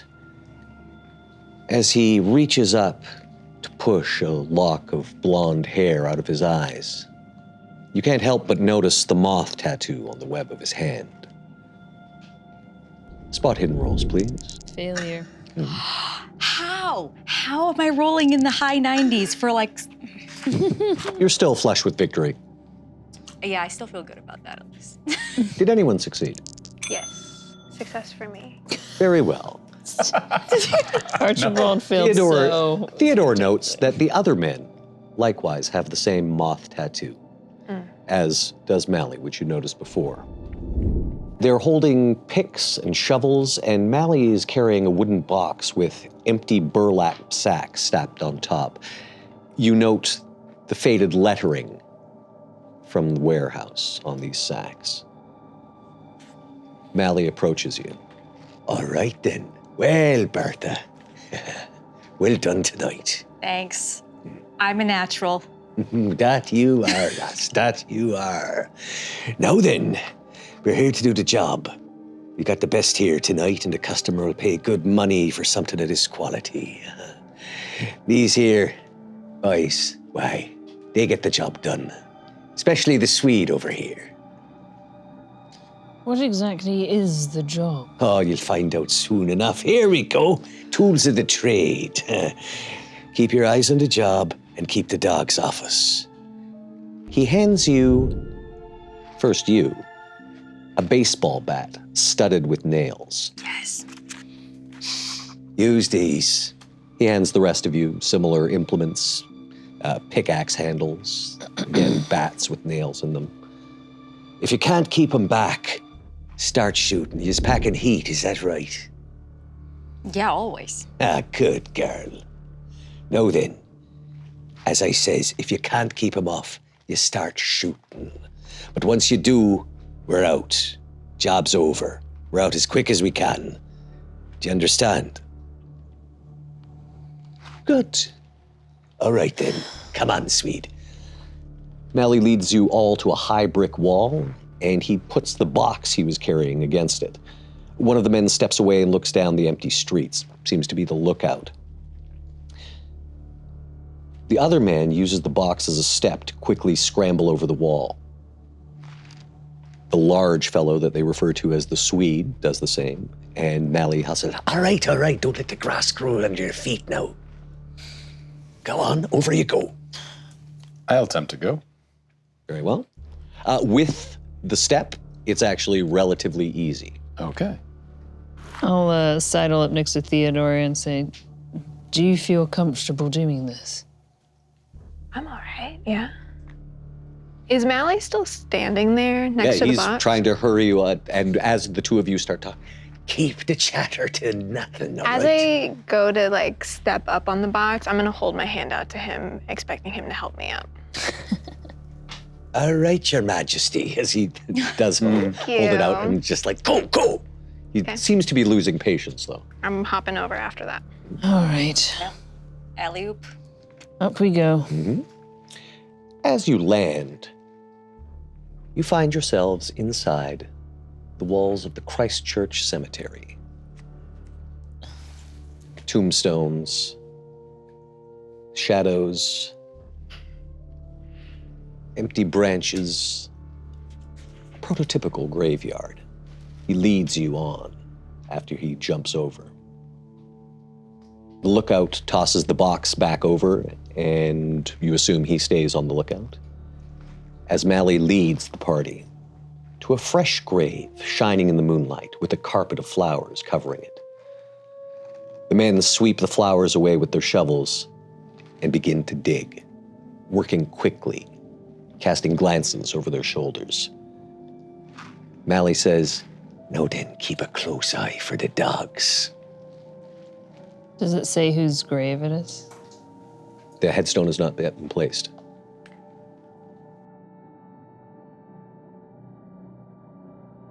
Are we talking like actual dogs? Just keep an eye out. I keep an eye out. Very well. Those who are keeping an eye out, spot hidden, please. Yeah. Ooh, I finally got a hard success. I did as well. Oh, Extreme success. Very well. Failure. Very well. You are keeping an eye out. And at first you think it's just a trick of the light, but you can see dark shapes moving between the tombstones in the distance. Getting closer. do you see that? Yeah, what the hell is that? I take a position behind a tombstone that I feel that they won't come across in an attempt to hide from sight of whatever may be approaching. Stealth, please. Not my best suit, but we'll see. I will take out my handgun. Failure. Failure. You think that you're hiding, Excellent. and you're pulling your gun out. Yes. Mally hisses, "Use the bats. Once you fire that gun, the job's over. We don't have time." And you see that the men are redoubling their efforts, digging. The fellow that they referred to as the Swede, who I think by this point you assume is Carl Lund, looks over his shoulder at you. All right. No gun. I would like to put my brass knuckles on, though I have this bat. Very well. Okay. Reach into your pocket. You've got Yeah. those on as well. The men do seem uncharacteristically nervous. These are hard men, not the kind to scare easily. But give me psychology, anyone, I don't think Theodore is paying attention. after that spot hit. Yeah. I'm listening for dogs barking is what I'm doing. You do not hear any barking. Success. Success. I'm gonna spend 6 points of luck to make that a success. These two have succeeded, so So if it's not, if you're sure you want to spend that luck, I'm going easy on you. okay, fine. I will not. And you I might will need not. that luck So later. I think you Because we're all standing very like within proximity. Yeah, we're whispering. Okay. Yeah. Not all right. just nervous. These men are terrified. Question: how dark is it? Oh, it's 1 a.m. It's the dead of night. There's no light source. No, it's basically what little starlight is coming through Okay. and distant streetlights, but you're in the middle of the graveyard. Vic's like very uneasy. And they clearly, you surmise that this is grave robbing, and they did not bring lights with them. They seem to know this place. Is Mally also digging, or is he just directing? He's digging as well, yeah. Interesting. Right, maybe start digging a little faster. We'll do what we can, says the Swede. As he grunts. He's clearly quite strong. There's like massive amounts of dirt flying up. And you start to hear, not barking, but a strange rasping, breathing, getting closer. All right now, keep him off us. As you see, in the faint moonlight, a strange form loping from behind one of the tombstones. Hairless, rubbery, long, pointed ears. And yes, it's hard to tell in the darkness, but a snout and glittering eyes. Low, guttural growling as this thing approaches. What in the hell is that? And with that, they're upon you, rushing forward, jumping over tombstones. What is everyone's dexterity? Oh no. 70. This is where things start to go bad. 60. 55. 70. Very well. Of our two 70s, you are using improvised weapons. Who has the highest brawl? Probably me. 89. Then, Betty, it's down to you. All right.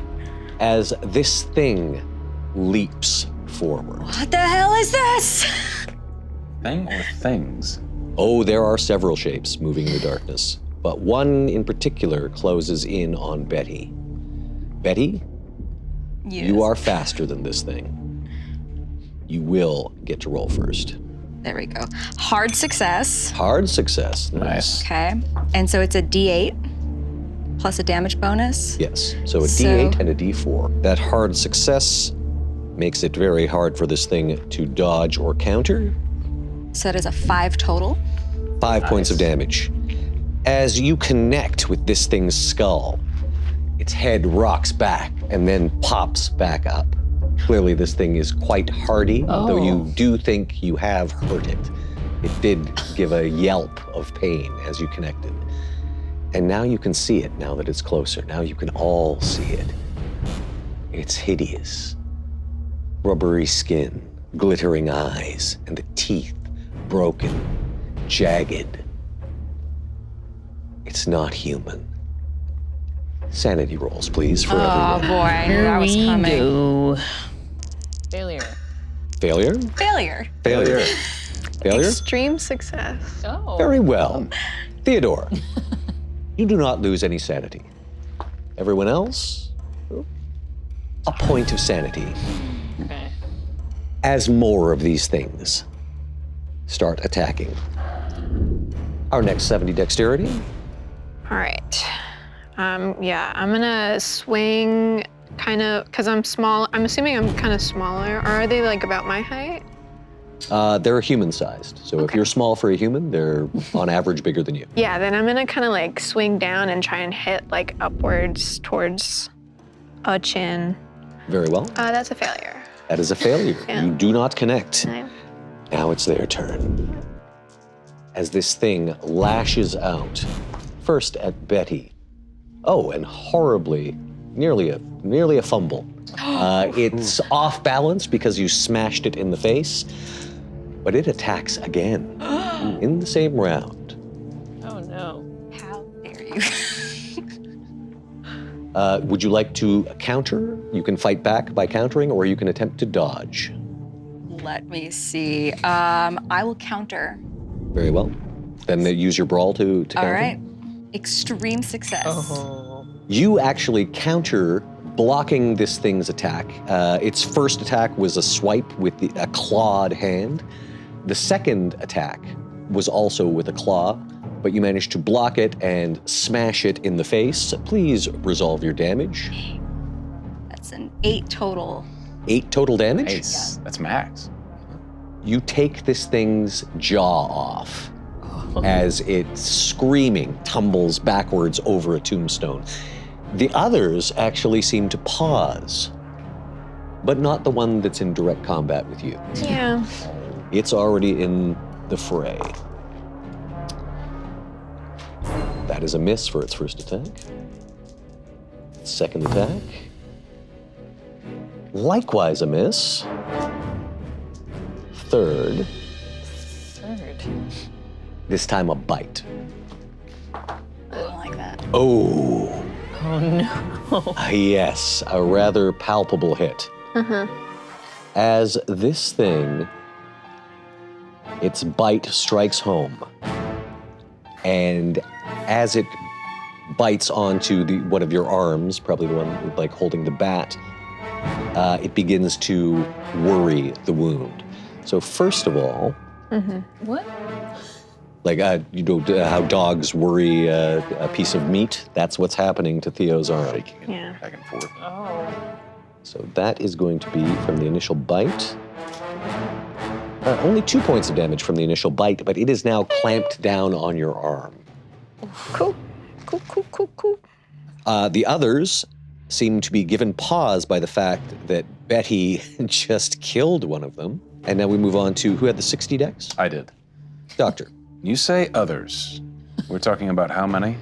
Again, it's hard to say, but you saw there are other moving Many shapes. Yeah, would there are be several. approximation. You would say there's probably at least half a dozen of these things total. Well, 5 now because one is dead.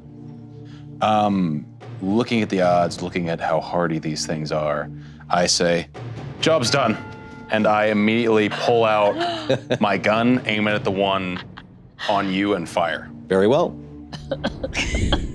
Theodore will Roll. remember that. Your firearms, please. Here's hoping. I have to push this. Hard success. Hard success. Okay, please roll your damage. Yes, on my Roll20 character sheet under combat, I have a. You watch me pull out. It does not look like an American firearm. It has a small, sharp nose in the front of it. Clearly something foreign made. Pull out the Luger and do I think it's a D10. 8 points of damage. 8.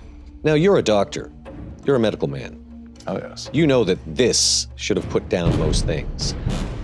However, it seems less efficacious than that bat studded with nails, as the bullet rips through the center mass of this thing, and it keeps standing.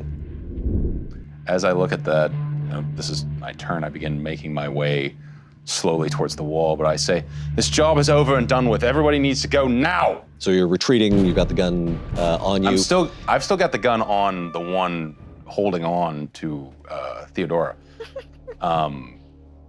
Great. The intention to shoot again the next time my turn comes up, but also understanding I don't want to get ripped apart. Okay. You're backing up, you still have the gun trained on the thing that's attacking Theodore. Yes, I lock eyes with O'Malley. I make it very clear this is done. Yeah, O'Malley screams, "Shite! All right, boys!" As they just stop digging, they start turning to flee. The Swede steps forward. Again, who you're pretty sure is Carl Lund, holding his pickaxe. Dix 55, I believe that is Vic. Yes. All right then. And they like push up their sleeves and then they just go with this bat that they've been given to swing at the one that is on Theodore. Very well. Roll to hit, please. That is a failure. You go wide. Again, it's not just standing still. Theodore is thrashing about as this thing is on their arm, and you just fail to connect. You maybe graze, but that's about it. Oh, God, I can't see anything. Does anyone have a light? God. Well. And the Swede steps forward. Some of the forms that are hanging back, he looks to be trying to cover the exit of everyone else, and he embeds the pickaxe into one of them. Done. You hear a meaty thunk as this pickaxe sinks into this thing. But this seems to have inspired the others to start moving forward in the darkness. As we go back to the top of the round, Betty, you have just managed to kill one of these things. Theodore is currently in the jaws, or at least her arm is in the jaws of another one. And the Swede is standing, trying to fight off the others. I'm gonna take that bat and right on top of its head, the one that's attacking, that has attacked Theodore, drop it!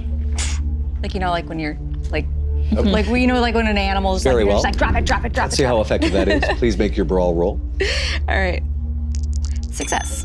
Success, regular success. Or Yes, Great. regular success. Thank you. And it's a D8 plus a D4. Very well. I don't think it can actually dodge at this point because it is clamped down on you and it's worrying the arm, so... Yeah, if I see that Betty is coming towards me and I know that she was the one who just killed one, can I try and kind of like steady my arm enough to like hold it in place? We'll see, yeah. I think that's what effectively happens, explaining the results of this.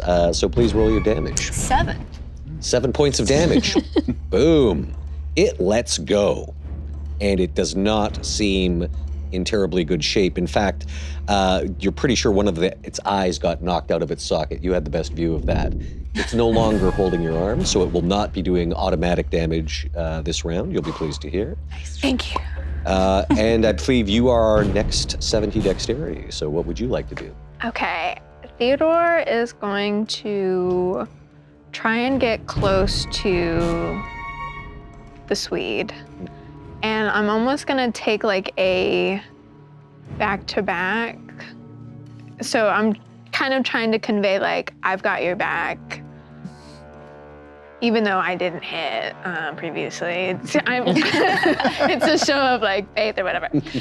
So if I can do that, and then if there's like one that's near him, I'll try and. He is engaged with one right now, but if you go back to back with him, he'll be in between you and it. So. Okay, then I'll go over to where he is and I'll engage with the one that he's. Very well. I'll try and the hit it. please. That's a failure. That is a failure, regular failure? Yeah, just a regular failure. Very well. Again, it's very chaotic. It's hard to draw a bead on these things. It's dark, and you simply fail to connect in any substantial way. Okay. Can I still, even though like I miss, can I still like give him like kind of a look and go, I've got your back? You can just say, I've got your back. Yeah, I'll just say it then. I'll do that. And then maybe like after that, I'll run towards his back and then I'll like back to back with him. Very well. Now it is all of their turns. Oh, Oof. You don't see this because you've gone back to back with him, but he's sort of getting swarmed. that's so funny. I've got your back.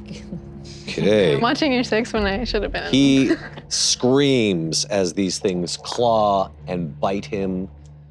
You can see more coming up and getting closer through the graveyard. Yep. And he's not doing well. He's, Oh no. yeah. Okay. We need to question him. Those days are past. Eat him alive. All right. Doctor, you're backing up currently. You've got a gun drawn. So, the Swede is currently being mauled to death. Yeah, there's Correct. 2 on him. 2 on him. Is he grappled in them? They're not doing the same thing that they did to Theodore. They're just like tearing into him, Okay. biting chunks out of him. Is it even possible for me to commit first aid on him, given the situation? Probably not. Probably in the not? midst of combat. Okay. Still. Okay. You could maybe put some Neosporin on him or something, but no. Hasn't been invented yet, No, unfortunately. that's very true. Unfortunate. You did get you are closer to the wall now. I know I'm closer to the wall, but it's... You can see the other men are seemingly unsure what to do. One of them has already started running. He grabbed the box and he's running towards the wall. Okay. You can see Mally hanging back slightly. He seems a little torn about what to do. They're, raising their shovels and picks. But Mally was just like, let's, he gave the thing like, let's get out of here. I scream out. I said, "This job is a complete failure. Everyone needs to get to the wall now." And I reload cock as I begin making my way towards it. I attempt to shoot one of the ones on the Swede, but I look at everyone and I say, "We do nothing if we die now. Do what you can, but we do nothing if we die now." Make your attack roll, please. Fire Ruger P8. Hard success. Oh. Damage 8. 8 points of damage. Again, you're like, you should have taken this thing down by rights. Mhm. But it seems to shrug off the bullet somewhat. Okay. It did still yelp in pain when you shot it, but it's still up. Vic. Okay, so the statuses. 2 of them are on. 2 of them are on the suite. Betty has killed 1. There's Betty has still killed 2, actually. Killed 2. Okay, so there's 3, 4 left? 4 of the There's half a more. There's 2 on the suite, and then there's more shapes that you can see moving in the background. even more than just 2. Okay. Oh, I'm sorry. Betty killed 1, and 1 was quite badly injured and seems to have let go of Theodore and, Okay. pulled back. Okay. Do these things have any sense of self-preservation? The one that got hit that didn't quite get killed does seem to have pulled itself away. Okay. We still need to find out more from him, and I'm gonna go towards Carl and try to hit the same one that you shot at. Okay. Roll to hit, please. Failure. Again, it's a very, very crazy situation, so it's pretty hard. Don't feel too bad about that. I wasn't made for this. Strange howling is going up around the graveyard, and you can hear more of them further away, deeper in the graveyard. Carl, you seem like a strong lad. Can you get yourself out of this situation? And then I'm going to turn You're good, right? and make my way towards... As you're going, you're like, how did you know my name? to make my way out towards wherever we came in. Very well. Okay, so yes, you're basically fleeing Yes. once you have tried. Okay, back to the top. Betty. I want to attempt to just scoop up Carl over my shoulders. He's bigger than you. Can I still try? You can try. You can try to hustle him out of there. And just kind of run for it after I. Can I? What do I roll for that? I mean, it's Just like a strength roll. It's sort of like I'm going to pick up this truck and run away. Are you going to try to attack these things at all on the way out, or are you trying to clear a path with your bat, or you're literally just trying to yank him out I'm of combat? trying to yoink him away from this situation so we could keep him alive long enough. Okay. I will say you get the impression if he's in combat with these 2 things, if you just grab him and pull him back, that might actually be bad for him combat-wise. Okay, we're gonna pivot then, and if I can't do that, I'm gonna try to just attack until. Cool. And one of them has been, they've taken some bullet hits and things like that. So please roll your attack. Okay. Doing great. Yes. Yeah. Hard success. Hard success. Please roll your damage. So that is 3 points of damage. Another 3 points of damage as this thing reels backwards. All right. These creatures. 2 questions. When the one bit my arm and was worrying it, and when they're biting, do they look like they're trying to eat? Yeah, I mean, they have pointy teeth, and they did take a bite out of you. And in fact, it didn't actually get the opportunity to worry you. It did the initial bite, but thankfully it was killed before it could just start doing automatic damage to you every round. Okay. So, do I get the sense that they're hungry? One might infer that. Okay. Second question. How far away are the other people that were digging?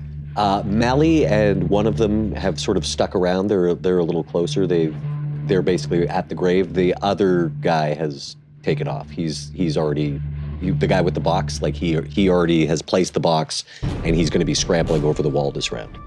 Okay.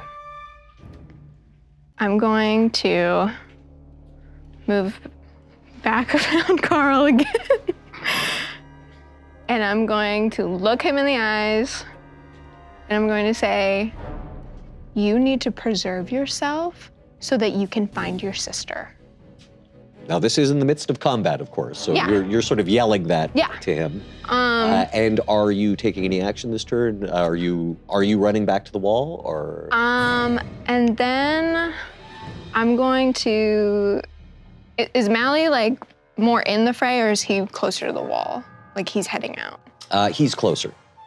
Okay, then I'm gonna head towards him, and I'm gonna try and kind of I'm gonna survey one last time before fully fleeing, and I'm gonna like take a position of defense with him. Right. So when you said that to Carl, there's a look of, he said, "You know Anna." And I'm just gonna give him like a, come on, kind of motion, and I'm heading towards Mally. Okay. All right. So you didn't actually do an attack this round, so you're basically, you're fleeing. Yeah. And some shouting. I might also be kind of trying to use Mally as like a, like I'm like, oh yeah, I'm defending you, but also like you're bigger than me, so. Doctor, you're at the wall. I'm not going to be leaving quite yet. At the wall, how far is the Swede? What's his name? About at least 10 yards away. Carl. He's at least 10 yards away. How many creatures are on him? Currently 2. One is fairly badly wounded. If I shoot at the one that's badly wounded, will I still be on a potential miss hitting Carl? Yeah, they're in direct. He looks to be pretty rough. Oh yes. Do I get any indication what Carl's going to be doing next time? He's swinging a pickaxe around, so you think he's probably going to keep doing that. Although he did turn back, and you heard him as everyone else did, because he was like, you know Anna. O'Malley is not moving anywhere closer to Carl. No, he hasn't fled, but he's sort of like holding his ground. He hasn't run up into the fray. Okay. I turn to him and I say, you need to go help your man now. All of us are going to die here if he dies as well. Who put you in charge? Jesus. Sorry. Jesus. All right. So you point the gun at him. Yeah, I point the gun at him. He's like looks and he's like, feck, and he runs forward. Okay. So, all right. My cover. Yes. You're working at cross purposes. But I can't fire. So if it counts as my turn, getting him to do that, then that's what I do. Very well. I realize I kind of let you go before them, but we'll resolve that now. Ooh. Sorry, Carl. It had been a moot point then. It may have. It's a moot point, isn't it? Carl goes down. No. What? Okay. Mally is running up, Okay. and he is going to take a swipe at one of these guys, and he's using. Oh, yeah. He puts his pickaxe through the face of one of these things, and the other guy. Oh, hey. Not bad, fellas. Once they have dispatched these two things, they scoop up Carl and start dragging him. They're also big, strong guys, so they've almost got him off the ground, basically, and they're working their way back. Okay, if I don't know if this would count as movement or anything, but if I could get to the top of the wall in order to assist helping him or other people get Sure, over I'll let you do that. Yeah, then I'll do that. It's all a big, mad scramble. Theodore, that sort of leaves you alone suddenly. But That's good. the opponents are a little further away because the immediate ones have been dealt with. I'm just bleeding all over the field, everywhere. It's fine. It could have been much worse. Yeah. I think you only have 2 points of damage to your arm right now. So, Vic. So I sort of make my way towards the wall where we came in. I see Theodore. I say, you've got to get out of here. I'm working on it. It looks like it hurts. It does. See you on the other side. I'll just climb up. Your action is fleeing this turn. Can I stop at the top of the wall and like sit there and fire my gun? Yeah, I'm gonna say you've got the steps, so you basically get up and you just turn around and fire. I'll sit turn on back. top. Yeah, I won't be the first to You don't leave. see any obvious targets this time because these other ones are hanging back. The ones that were up in the fray have all been both been dispatched.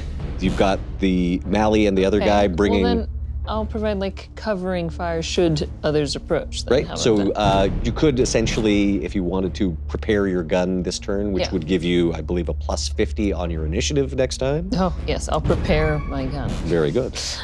So, Betty, what would you like to do? Everybody seems to be making themselves scarce. There's nothing in immediate range right now, immediate melee range. And those two that were left have scampered. They got like pickaxed by Mally and the other guy. And now Carl's being dragged off by. Mally and the other dude have picked up Carl under the arms, and they're making for they're booking it as fast as they can towards the box. All right, are you okay? Yeah, I'm good. Are you on the way out, essentially? All right. There was a mention of a box that was left at the wall. Yes, basically the box that you used to get in was thrown over the wall, and the first okay, guy who was probably the smartest guy, like who just ran immediately, put the box down and jumped over the wall. Got it. So it wasn't like a box of stuff. No, it's a box to use as a step to get over the cemetery wall. I guess I'm heading towards that wall. Great. You can flee, and you can get all the way, because you're not doing anything else. You can just get all the way over the wall. If you Yeah, want. sure. Right? Yep. And Theodore, I assume you're doing the same? I don't want to make assumptions. So. Yeah, but it's all walls all around us. There's no like gate. The gate is much further away. You assume there's a gate somewhere in the cemetery, but you guys came over the wall. Okay, then I'm booking it towards the wall, and then once I get there, I'm hopping over. I don't have a gun, so I'm not shooting anything. Right? I'm hopping all the way over. Is the truck still there? Oh yeah. In fact, you can see the first guy is like, he's already, in there, and he's like, come on. He's screaming. Oh, he's waiting? Yeah. Okay, great. Then I'm heading towards the truck, but I'm also like doing a half jog to wait for everybody else. All right. And I think once you're over the wall, you're effectively out of combat, so you can see that there are shapes moving. Mally and the other, they make it over? Mm-hmm. Okay, great. So it takes a little bit of effort because they have to like heave him over the wall. You notice they literally heave him over the wall. Like he just like lands with a thud on the other side. They jump out and then drag him, throw him in the back of the truck. I assume you're all jumping in the cab or in the... let's jump I like to into- imagine I had my hands held out, but they threw him like way over there. 10 feet over. Let's jump into the back Everyone with piles Carl, into Yeah. the truck. The Yeah. second he is laying, Carl is laying on the flat, I immediately go to him and I look and immediately begin tending to his wounds. Some medicine check or first aid? Go first aid. Okay. Are you going to be able to help him? I don't know. Give me a moment. Is Mally in the back with us, or is he in the front of the truck? The other guy was driving, so I'm going to say he and the one carrying... Extreme success, first aid. Okay. This man is dead. Oh. Jeez. First thing you do, of course, you just reach for a pulse, and it's like, oh no, he's dead. And you can see the carotid has been torn open, the windpipe has been damaged. He's quite dead. Body is still warm, but no pulse. Doctor? Theodore, come here. I head over. I'll tend to first aid on her. Oh, Wait, you, what about this He's man? dead. Do you know something? Because I'm feeling generous, I'm not going to make you waste that extreme success on a first Okay. aid. We'll say that applies to Theodore. Okay. Theodore, you have a hit point back. Thank you. And I'm assuming you keep some medical implements with you. You realize that like infection would be a real danger Yeah. here. So iodine and Iodine, would she require stitches at all? probably she will. Yeah. When we have a moment to stop, I'll open up a glass suture, pull out a strand of silk, and begin to work on that as well. And you're actually used to working under, shall we say, trying conditions. So Yes. even though you're in a flatbed truck that is roaring away from a graveyard, you're going to manage to do that with that extreme success. I turn to the both of you as I'm working on her, and I say, we can't get information from a corpse, but we have two people who are connected to this. Mally's got to know something. What the I hell were agree. those things? Yeah, as soon as Yeah. my arm is stitched up, I'm using my other healthy one to smack Mally across the face, if I am allowed to do so. Yeah, I'll say that it's just automatic success. He's like, And I go, what was that? I told you, dogs. So Where are your morals at? You saved this man who's actually dead in front of us, but you can't give us information? Deciding to go trigger happy, we weren't able to collect what we came for. So old Carl here, he's gonna stand in. As the truck drives to East Town, an old and once elegant part of Arkham, where there's many fine old houses, though most have fallen into disrepair. The house outside which you stop, however, looks reasonably well kept, though it's difficult to see for sure in the darkness. There's no lights in the windows and it looks deserted. The number on the mailbox at the end of the path is 603. Mally drives around to the back alley and parks by a back gate. Though the lights are out of the adjacent houses, it's late enough that the presumably aging residents are likely to be asleep. But you'll need to be quiet. Wait. As shh, they haul the body from the flatbed, carry it through the garden gate. You notice that the gate doesn't squeak at all. It's well oiled. The body is carried to a set of storm doors at the side of the house, fastened with a heavy padlock, but Mally produces a key. Again, the storm doors open quiet as a whisper, well-oiled hinges. The doors themselves are in very good repair. The storm doors open onto a set of rough stairs, descending into a cellar. Mally pulls an overhead cord which turns on a single light bulb. You find yourselves in a bare room with a dirt floor, which is neatly swept. To one side of the room, there's a long wooden table of rough pine, bare. It's immaculately clean and has an odd patina to it, almost a gloss. Another set of stairs leads up to a door, presumably to the main house. Along one wall is a large icebox, also fastened with a padlock, and Mally produces another key, which he uses it to open the icebox. He removes a large envelope and then orders the two men to put Carl's body in the icebox. He opens the envelope and pulls out a wad of cash, giving each of you $10. I ain't taking your dirty money, as I absolutely pocket his dirty money. All right. Look, maybe it didn't go as planned, but we got the job done. One way or the other, I suppose. After he distributes the money, he leaves a couple of those Cabot warehouse burlap sacks on top of the icebox, neatly folded. The job's done. Now we go home. All the best is. I pull out my gun. Yep, same. All right, then. What's this about? You got paid, didn't you? What is this? What's what? It's the job. No. Why do you need this?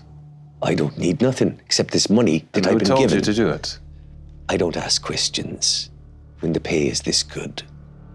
So, if you're interested in future work, I'd be happy to have you aboard. Looks like you can all take care of yourselves. Who contacted you for this?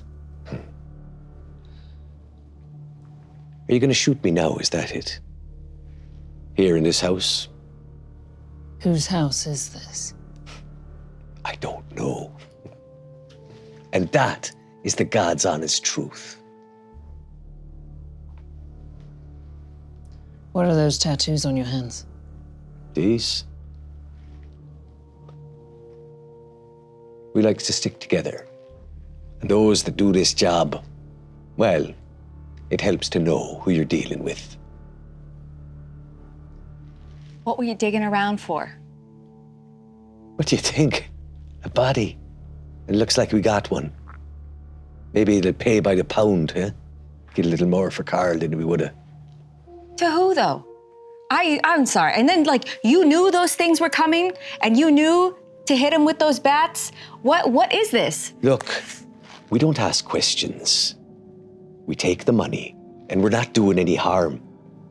Them bodies is already dead anyway. Carl was dead anyway. I didn't kill him, did I?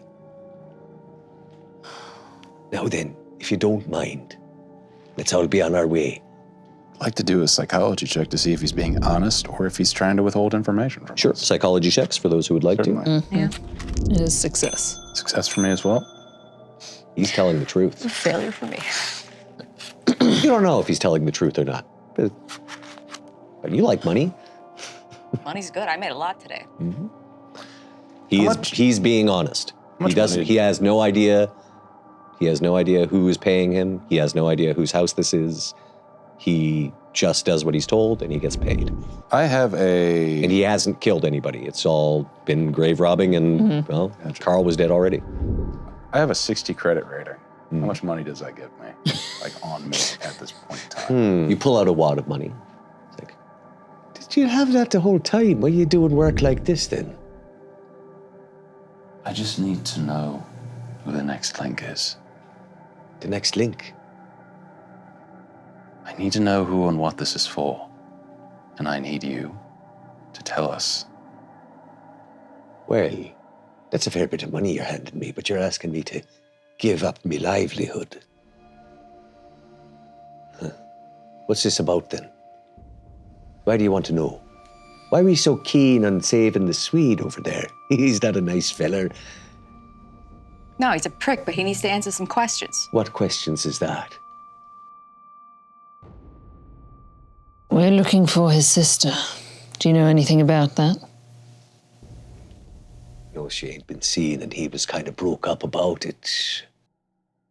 I know she works for a wealthy family.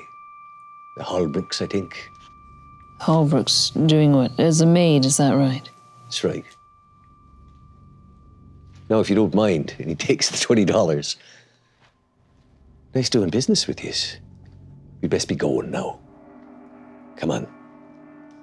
You notice that, you had the gun out, but then you also put money, so you didn't have a gun on them the entire time. I get it. Yeah, I've got my gun out. yeah, but they're also these large men with pickaxes and shovels who are. It's like, We don't want this to turn ugly now, do we? I'm not personally interested in Profitable threatening for them. everyone all around. I'm not personally interested in threatening them anymore. Right. Fine. as you are heading up the stairs, and as you close the storm doors behind you, you see a light turn on in the nearby house, and they're just like, "Chase! All right, chase it!" And they run back to the truck and take off. They leave. I turn to Betty and I'm like, it doesn't feel right to leave his body here. It's locked up behind you. It's locked. Yeah, but he put the padlocks back on. I ain't taking And in fact, it. he doesn't abandon you like he does. You don't. They'll take you, drop you off. But do you want to be dropped at Wallace's house? I guess so, yeah. I guess We don't that's have more investigating to do here? Well, it's 1 a.m. or 2 a.m. at You this do point. make note of the address. As said, you Yes. saw Yeah. Of the where- mailbox of and this you know what house. street you're on. Yeah. We'll come back here. We have to tell his family what's happened. Okay. When you return to Wallace Phillips' house, you find the door unlocked. Something's not right. Careful. I'll take out my gun as I carefully enter. Also have my gun out. Making your way carefully, guns drawn, through the apartment. You notice that the lights are on, Mr. Phillips? and the bedroom door is ajar. As you enter, you see your friend, Wallace Phillips, sitting motionless on the bed. He's staring straight up at the ceiling. His mouth is hanging wide open. I immediately go Doctor. check him. Quickly. I immediately go to check him. As you reach to feel for a pulse, he seems to stir. As a torrent of moths pours forth from his gaping mouth and fills the room. I immediately drop to the floor and begin crawling my way back out towards the door. Back out, don't come in. Between the fluttering wings of the moths, you see the staring, dead eyes of Wallace Phillips. And we'll end our session there. Join us next time for more Graveyards of Arkham.